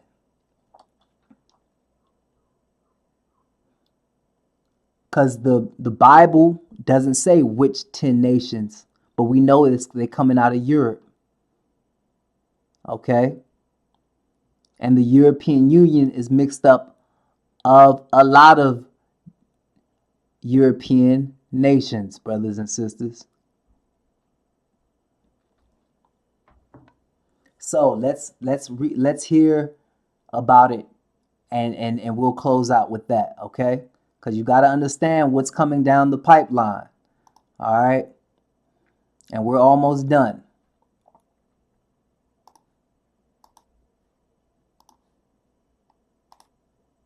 Ukraine's President Volodymyr Zelensky has called for the creation of an army of Europe in a speech to the Munich Security Conference. He says Europe can't rely on the United States and must act for its own sake in the face of Russian aggression. This after warning that his country has a very low chance of survival without US support to fight the Russian invasion. Speaking at the conference, Mr. Zelensky questioned Europe's readiness in the event of a Russian offensive. Putin clearly sees Belarus as just another Russian province now. And we need to be realistic. If someone is setting up a military launch pad, we need to ask, what should we do about it? And more importantly, what can we do before the next attack, the next invasion? Remember, there have already been provocations on the Polish and Lithuanian borders with Belarus, migrant crisis staged by Russian intelligence to store up chaos in Europe. But what if next time it's not migrants? What if it's Russian troops or North Korean troops? Make no mistake, North Koreans are not weak. They are learning how to fight. Now, how to fight the modern war. And what about your armies? Are they ready? And if Russia launches a false flag operation or just straight up with no insignia from Belarus, like how Crimea got taken in 2014, how fast will the allies respond? Well, our chief international correspondent, Lise Doucette, says the conference shows the transatlantic relationship is under severe strain. Ukraine continues to dominate the second day of the Munich Security Conference, which very strongly worded speech from the Ukrainian President Volodymyr Zelensky. And of course, this year's conference is very much overshadowed by Europe's worry that they will possibly be cut out of any peace negotiations and any future peace with Ukraine, and of course the concerns about the broader security architecture. We're joined here by the European Union's Foreign Policy Chief, the Vice President, Kaja Kallas. Thank you for joining us. Are you still worried about the transatlantic relationship after everything you heard yesterday here in Munich? We have to build our ties with the new administration, that is clear, and we have to hear what their worries are. But it's clear that we are stronger when we are all together. And we have these threats coming from outside when it comes to Russia, when it comes to Iran, North Korea, but more covertly also China, and we need to work together. But do you sense that the United States will continue the kind of security partnership that has worked in the eyes of Europe so well in the past? We have had good meetings with the Americans. Inside the rooms, they are saying that they continue with NATO, we are good allies, and these are the messages that we also want to hear, that we are in this together.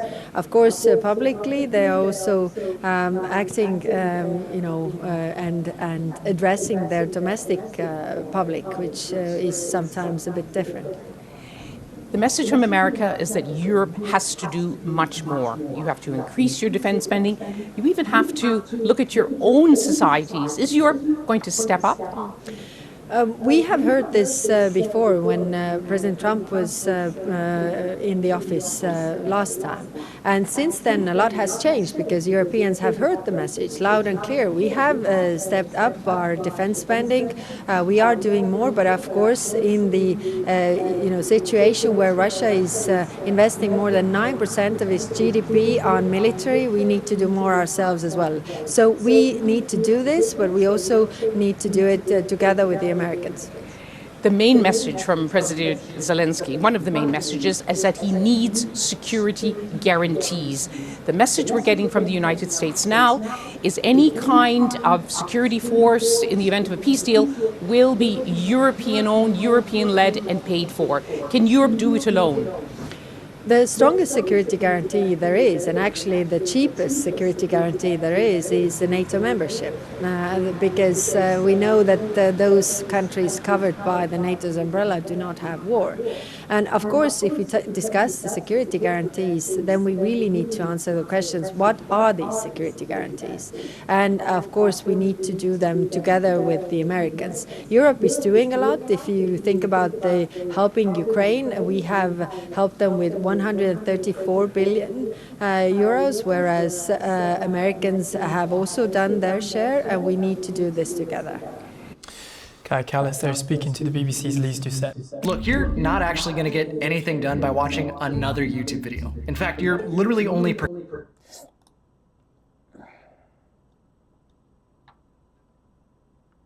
Welcome back, brothers and sisters. I thought that I had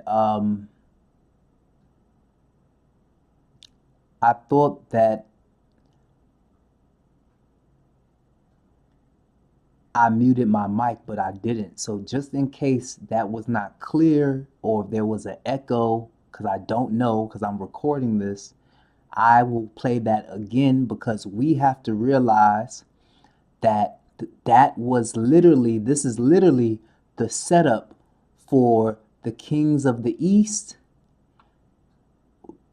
versus the kings of the West, right? Because who is Zelensky preparing against? Who did he mention?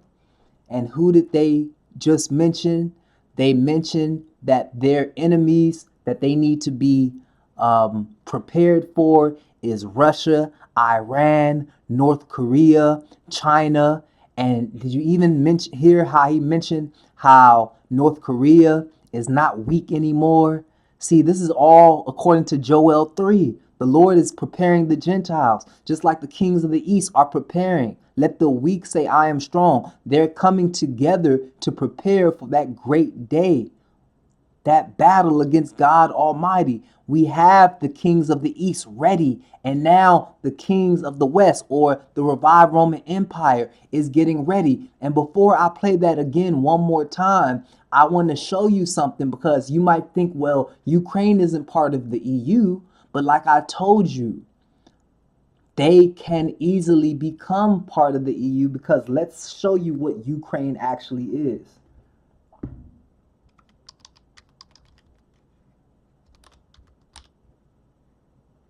Look at this. What does this say? What does this say? Accession of Ukraine to the European Union. On 28 February 2022, 4 days after it was invaded by Russia, Ukraine applied for membership of the European Union, brothers and sisters. So what you need to know is that it is one of 9 current EU candidate countries, together with Albania, Bosnia, Georgia, and some other countries, Serbia, North Macedonia, Turkey, right? And the European Council has decided to open accession negotiations with Ukraine because of their fight against Russia. So what does that do? That sets up the East versus the West, brothers and sisters, because the EU is going to revive the Roman Empire. So however you cut it, however you slice it, you need to understand that this is what we're preparing for. This is why that article, I'm going to need you to go ahead and read the whole thing, even though you get the idea, you get the gist of it, right? But it said Emmanuel Macron's call for a true European army is a prelude to Armageddon. Well, guess what? That was in 2018. Now we're in 2025. And what has happened? Zelensky is now calling for it, brothers and sisters. What does that mean? As Pope Francis is prepared for death, we are getting closer to that Pope, and we are getting closer to that Pope who's going to be the man of sin, the abomination of desolation, and we are getting closer to the Pope's army, the armed forces he's going to have on his side to advance his mission of great tribulation, enforcing the mark of the beast and going to war against the east in Armageddon and ultimately against God, where they will meet their demise, brothers and sisters. So let's show you these two videos, and we're going to end it with these two and be done. We're going to show you this one more time. We're going to show you this one and then the last one from BBC one more time. But I'm going to turn my mics off so you can hear it clearly, and we will be done, okay? We will be done. Let's be honest, now we can't rule out the possibility that America might say no to Europe on issues that threaten it. Many leaders have talked about Europe that needs its own military, an army of Europe. And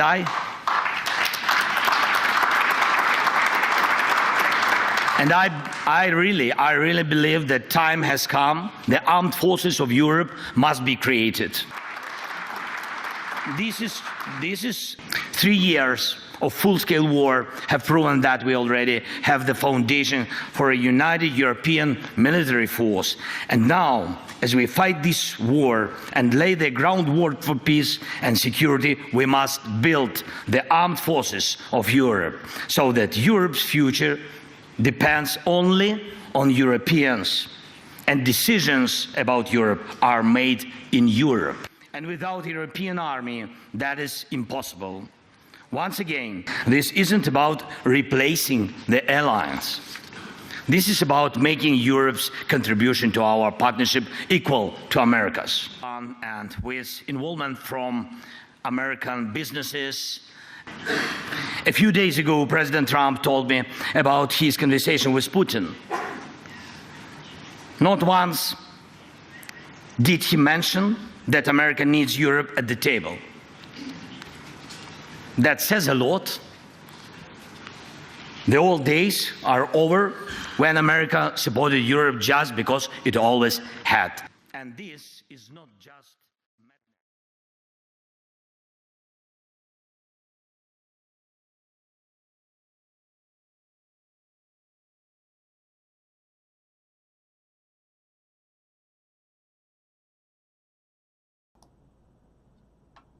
Oh my goodness, brothers and sisters. I think it was off. It was on again. Man, I am sorry if there was an echo again. My goodness.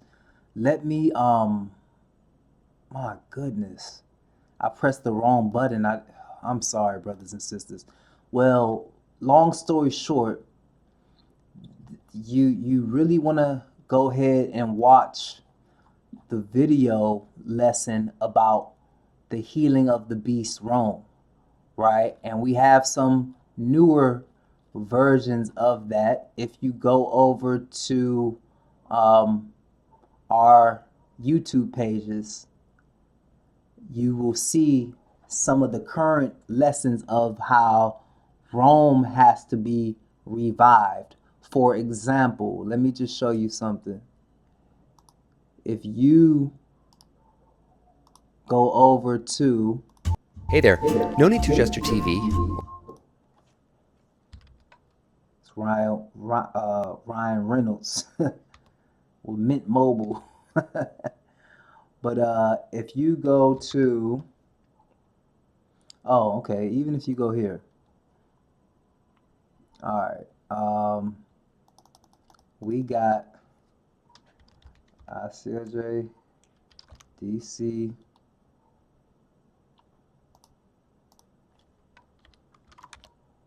because we got two pages. It's our backup page. And if you go to the playlist that we have, you will see a playlist on current events, which is from our main page, ICOJ DMV. And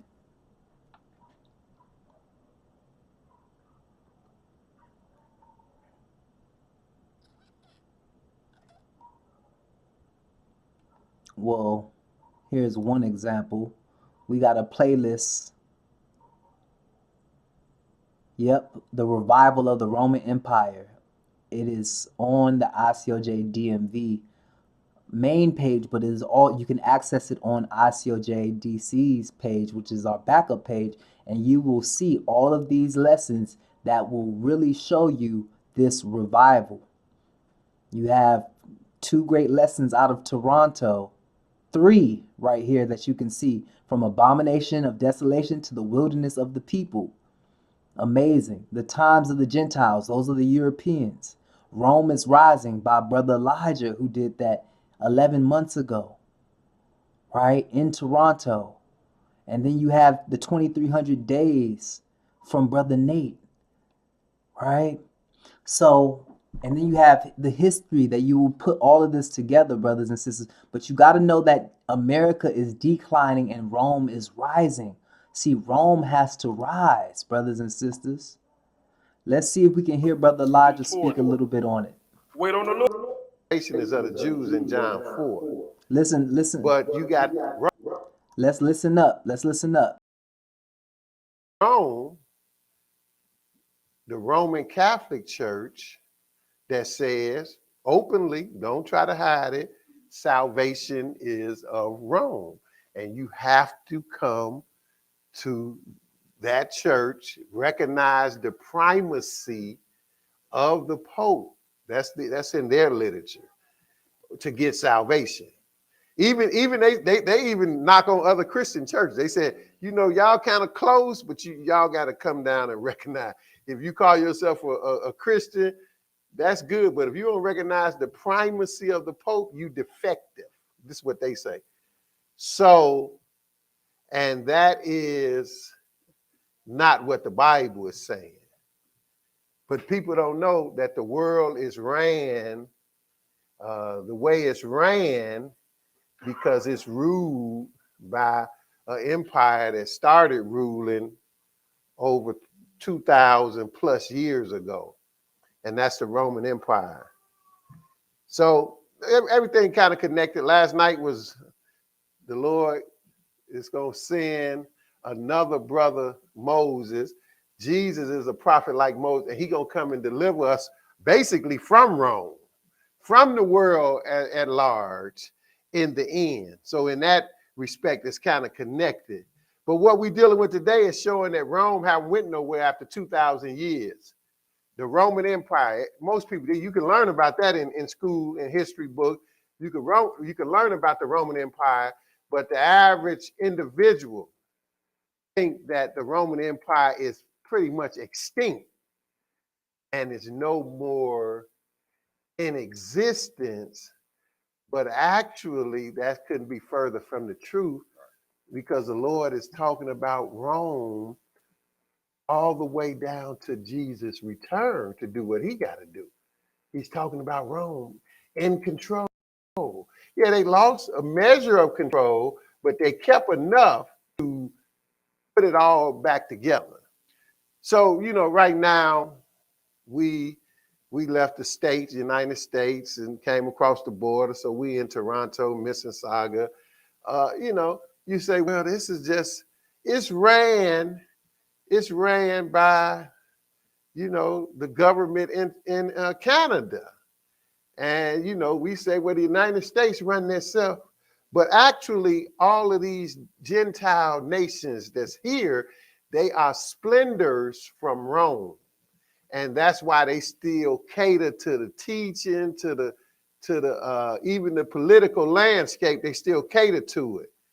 And it's just a matter of time till Rome put their foot down, so to speak, and have the power that they had 2,000 years ago.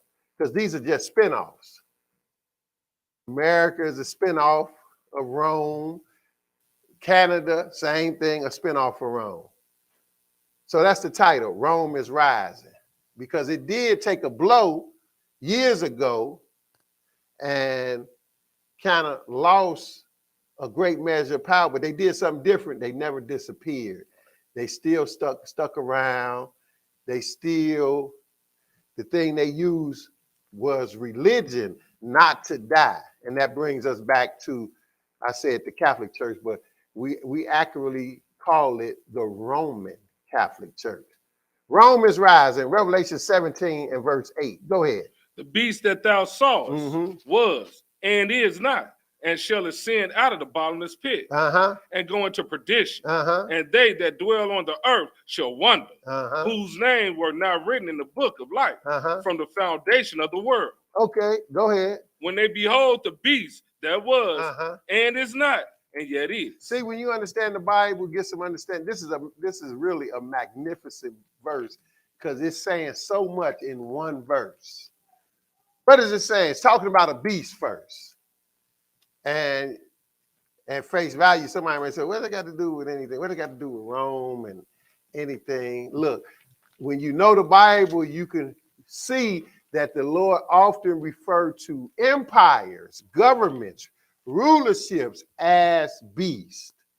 He referred to them as beasts. So we right on point with what we're talking about. Now, what's unique about this beast? What's special about this kingdom? That's what the beast is. It's a government. It's not some animal out in the wild. We're not worried about that. That's not of concern to us, some wild, crazy animal doing something to us. What's of concern is the powers that be, the ones in control, doing something they not supposed to do, they shouldn't do, doing something totally contrary to God and forcing it on us. So what did he say? He said, the beast that thou sawest. John saw the beast. He said it was and is not. So that's a government that was and is not. But then he said something else. He said, and shall ascend out of the bottomless pit and go into perdition. Perdition means to destroy, to kill, destruction. So the title of the lesson is Rome is Rising. And the verse is telling us a beast is rising. And it's not just any old beast, it's a beast that was already in power. That's what he said. The beast that thou sawest was and is not. So this is why to the average naked eye, it don't look like Rome is in control of doing it. You just read about it in history. Oh yeah, the Roman Empire was great. You had the emperors back 2,000 years ago, but they lost that and it's over with. Not quite. Not quite.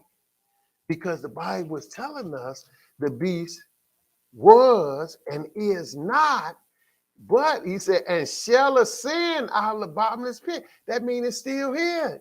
If it's able to ascend out of the bottomless pit. What does bottomless pit mean, by the way? It simply means obscurity. On the sidelines. That's all the bottomless pit means. It's not a literal pit somewhere. It means on the sidelines, out of action. So it makes perfect sense when you understand it. Rome was a mighty power.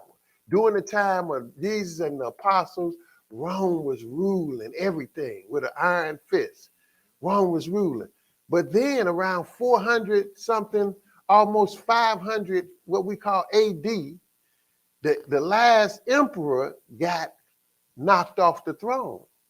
So the average person, oh, that was the end of the Roman Empire. But see, what's key is that no other empire was able to pick it up and just take control like Rome had ruled. So Rome's empire kind of split off into different fragments, but Rome has been able to still control things kind of long distance to a degree. And the main weapon they have used is religion to keep control of people by telling them stuff about God that's actually inaccurate. So that's why the beast didn't just disappear. So it was, it is not. He said, shall ascend out of the bottomless pit, go into perdition. Read the end of that verse again. And they that what? And they that dwell on the earth shall wonder, whose names were not written in the book. That means they're going to follow this. See, you don't want to follow this system. This is where, give you an example, this is where this system, this beast is where the mark of the beast is coming from. So all that go hand in hand. And you cannot take the mark of the beast. Brothers got a son, we will not take the mark of the beast. You can't do that. He said, look, they that dwell on the earth shall wonder, whose names were not written in the book of life. That means they're not with the Lord. They are not with the Lord. Their names not written in the book of life. From the foundation of the world. When they what? When they behold the beast that was. Now pay attention. When they behold the beast, again, this beast is a kingdom. When they behold the beast that was, what else? And is not. And is not, and what else? And yet is. And yet is. That's amazing. You can be was and is not, and yet is. Right. That's what the Roman Empire has done. That's why you need spiritual eyes to see this beast, this kingdom. You need to look behind the surface of things, the facade of things. You need to be able to see behind it. And that's what the Bible is showing us. You see, who would read this, average person read this like, oh, that's just nice. Isn't that pretty? This is something you really need to understand.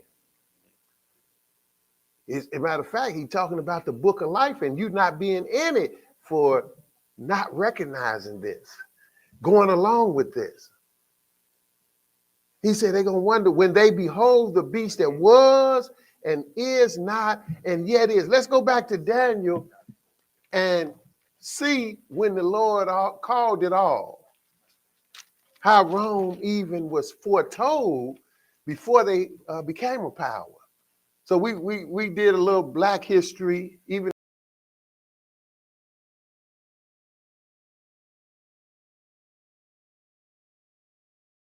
All praise to the Most High God, and shout out to our elders of our church, Israel, the Church of Jesus. You can go to ICOJ7.com for more information on our church. That is our founder and our elder brother Elijah of our church and school. And that was another great elder, brother Nate, who was reading for him as well, brothers and sisters. And you can find out some more of our locations right here on our location page at ICOJ7.com. But the bottom line is, when you have your spiritual eyes, you will understand that that call for the army is getting Rome, like I showed you earlier, to have their power once again, because they lost their power. So now we will finish this off again by playing the video for its own sake.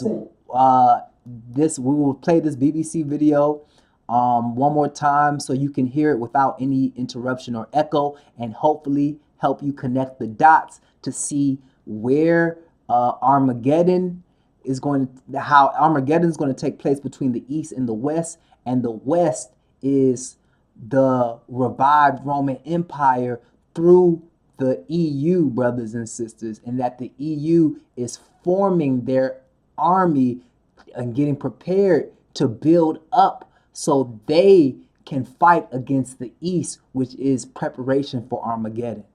Okay, so we're going to listen to this one more time, and that when we will close out. All right. Thanks again to Brother Elijah. This is all spirit talk, brothers and sisters. None of this is planned. Okay, so all praise to the Most High. So let me make sure I really mute my mic this time.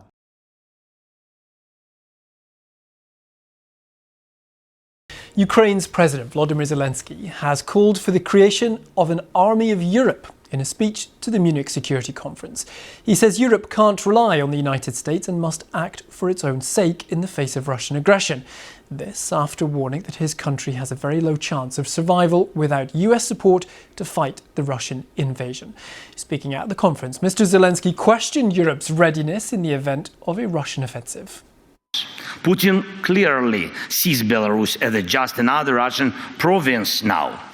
And we need to be realistic. If someone is setting up a military launch pad, we need to ask, what should we do about it? And more importantly, what can we do before the next attack, the next invasion? Remember, there have already been provocations on the Polish and Lithuanian borders with Belarus, migrant crisis staged by Russian intelligence to store up chaos in Europe. But what if next time it's not migrants? What if it's Russian troops or North Korean troops? Make no mistake, North Koreans are not weak. They are learning how to fight now, how to fight the modern war. And what about your armies? Are they ready? And if Russia launches a false flag operation or just straight up with no insignia from Belarus, like how Crimea got taken in 2014, how fast will the allies respond? Well, our chief international correspondent, Lise Doucette, says the conference shows the transatlantic relationship is under severe strain. Ukraine continues to dominate the second day of the Munich Security Conference, which very strongly worded speech from the Ukrainian President Volodymyr Zelensky. And of course, this year's conference is very much overshadowed by Europe's worry that they will possibly be cut out of any peace negotiations and any future peace with Ukraine. And of course, the concerns about the broader security architecture. We're joined here by the European Union's Foreign Policy Chief, the Vice President, Kaja Kallas. Thank you for joining us. Are you still worried about the transatlantic relationship after everything you heard yesterday here in Munich? We have to build our ties with the new administration, that is clear, and we have to hear what their worries are. But it's clear that we are stronger when we are all together. And we have these threats coming from outside when it comes to Russia, when it comes to Iran, North Korea, but more covertly also China, and we need to work together. But do you sense that the United States will continue the kind of security partnership that has worked in the eyes of Europe so well in the past? We have had good meetings with the Americans. Inside the rooms, they are saying that they continue with NATO, we are good allies, and these are the messages that we also want to hear, that we are in this together. Of course, publicly, they are also acting, and addressing their domestic public, which is sometimes a bit different. The message from America is that Europe has to do much more. You have to increase your defense spending. You even have to look at your own societies. Is Europe going to step up? We have heard this before when President Trump was in the office last time. And since then, a lot has changed because Europeans have heard the message loud and clear. We have stepped up our defense spending. We are doing more, but of course, in the situation where Russia is investing more than 9% of its GDP on military, we need to do more ourselves as well. So we need to do this, but we also need to do it together with the Americans. The main message from President Zelensky, one of the main messages, is that he needs security guarantees. The message we're getting from the United States now is any kind of security force in the event of a peace deal will be European-owned, European-led and paid for. Can Europe do it alone? The strongest security guarantee there is, and actually the cheapest security guarantee there is the NATO membership, because we know that those countries covered by the NATO's umbrella do not have war. And of course, if we discuss the security guarantees, then we really need to answer the questions, what are these security guarantees? And of course, we need to do them together with the Americans. Europe is doing a lot. If you think about the helping Ukraine, we have helped them with 134 billion euros, whereas Americans have also done their share, and we need to do this together. Kaja Kallas there speaking to the BBC's Lise Doucette.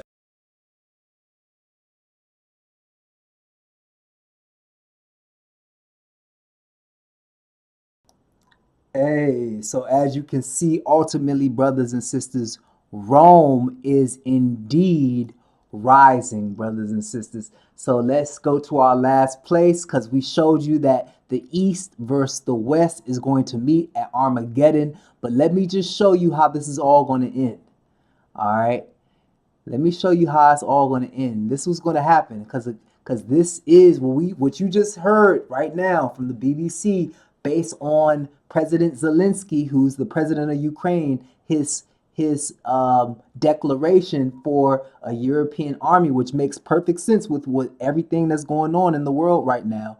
They want to be able to partner with America if they can with the US, but they're, as you can see, they prepared to do it without America and to increase their own defense on their own by investments in their own army, brothers and sisters, with or without NATO. And clearly they are going to do it on their own because, hey, this is what the EU is about, brothers and sisters. And it says these have one mind. Remember, they have to restore the Roman Empire. That beast has to be revived because it's still here. It just has to rise. Like the lesson, the beast is rising, and shall give their power and strength unto the beast. But how is it all going to end? Because remember, Israel is God's church, and they are against God's church and against God. But God's not going to have them to win, brothers and sisters. Satan doesn't win. Satan loses. So what's going to happen ultimately, Armageddon is going to turn into the war versus man and God. God versus man. And it says, these shall make war with the Lamb. That is our Messiah, the King of the Jews. And the Lamb shall overcome them. Of course, he's going to show them that he is the true God of war. For he is Lord of lords and King of kings. And they that are with him are called and chosen and faithful, brothers and sisters. And this is why I always say, when you're with us on this program, to keep the faith, do the Father's will, and endure to the end. So until next time, I hope you got some understanding, and this has been another episode of Spirit Talk News. Peace in Jesus' name, brothers and sisters.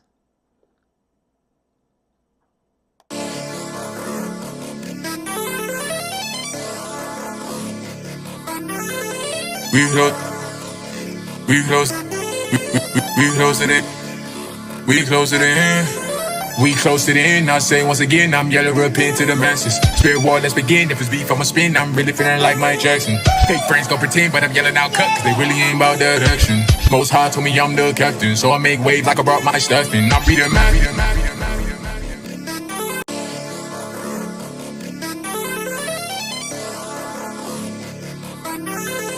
We closing it. We close it in. We close it.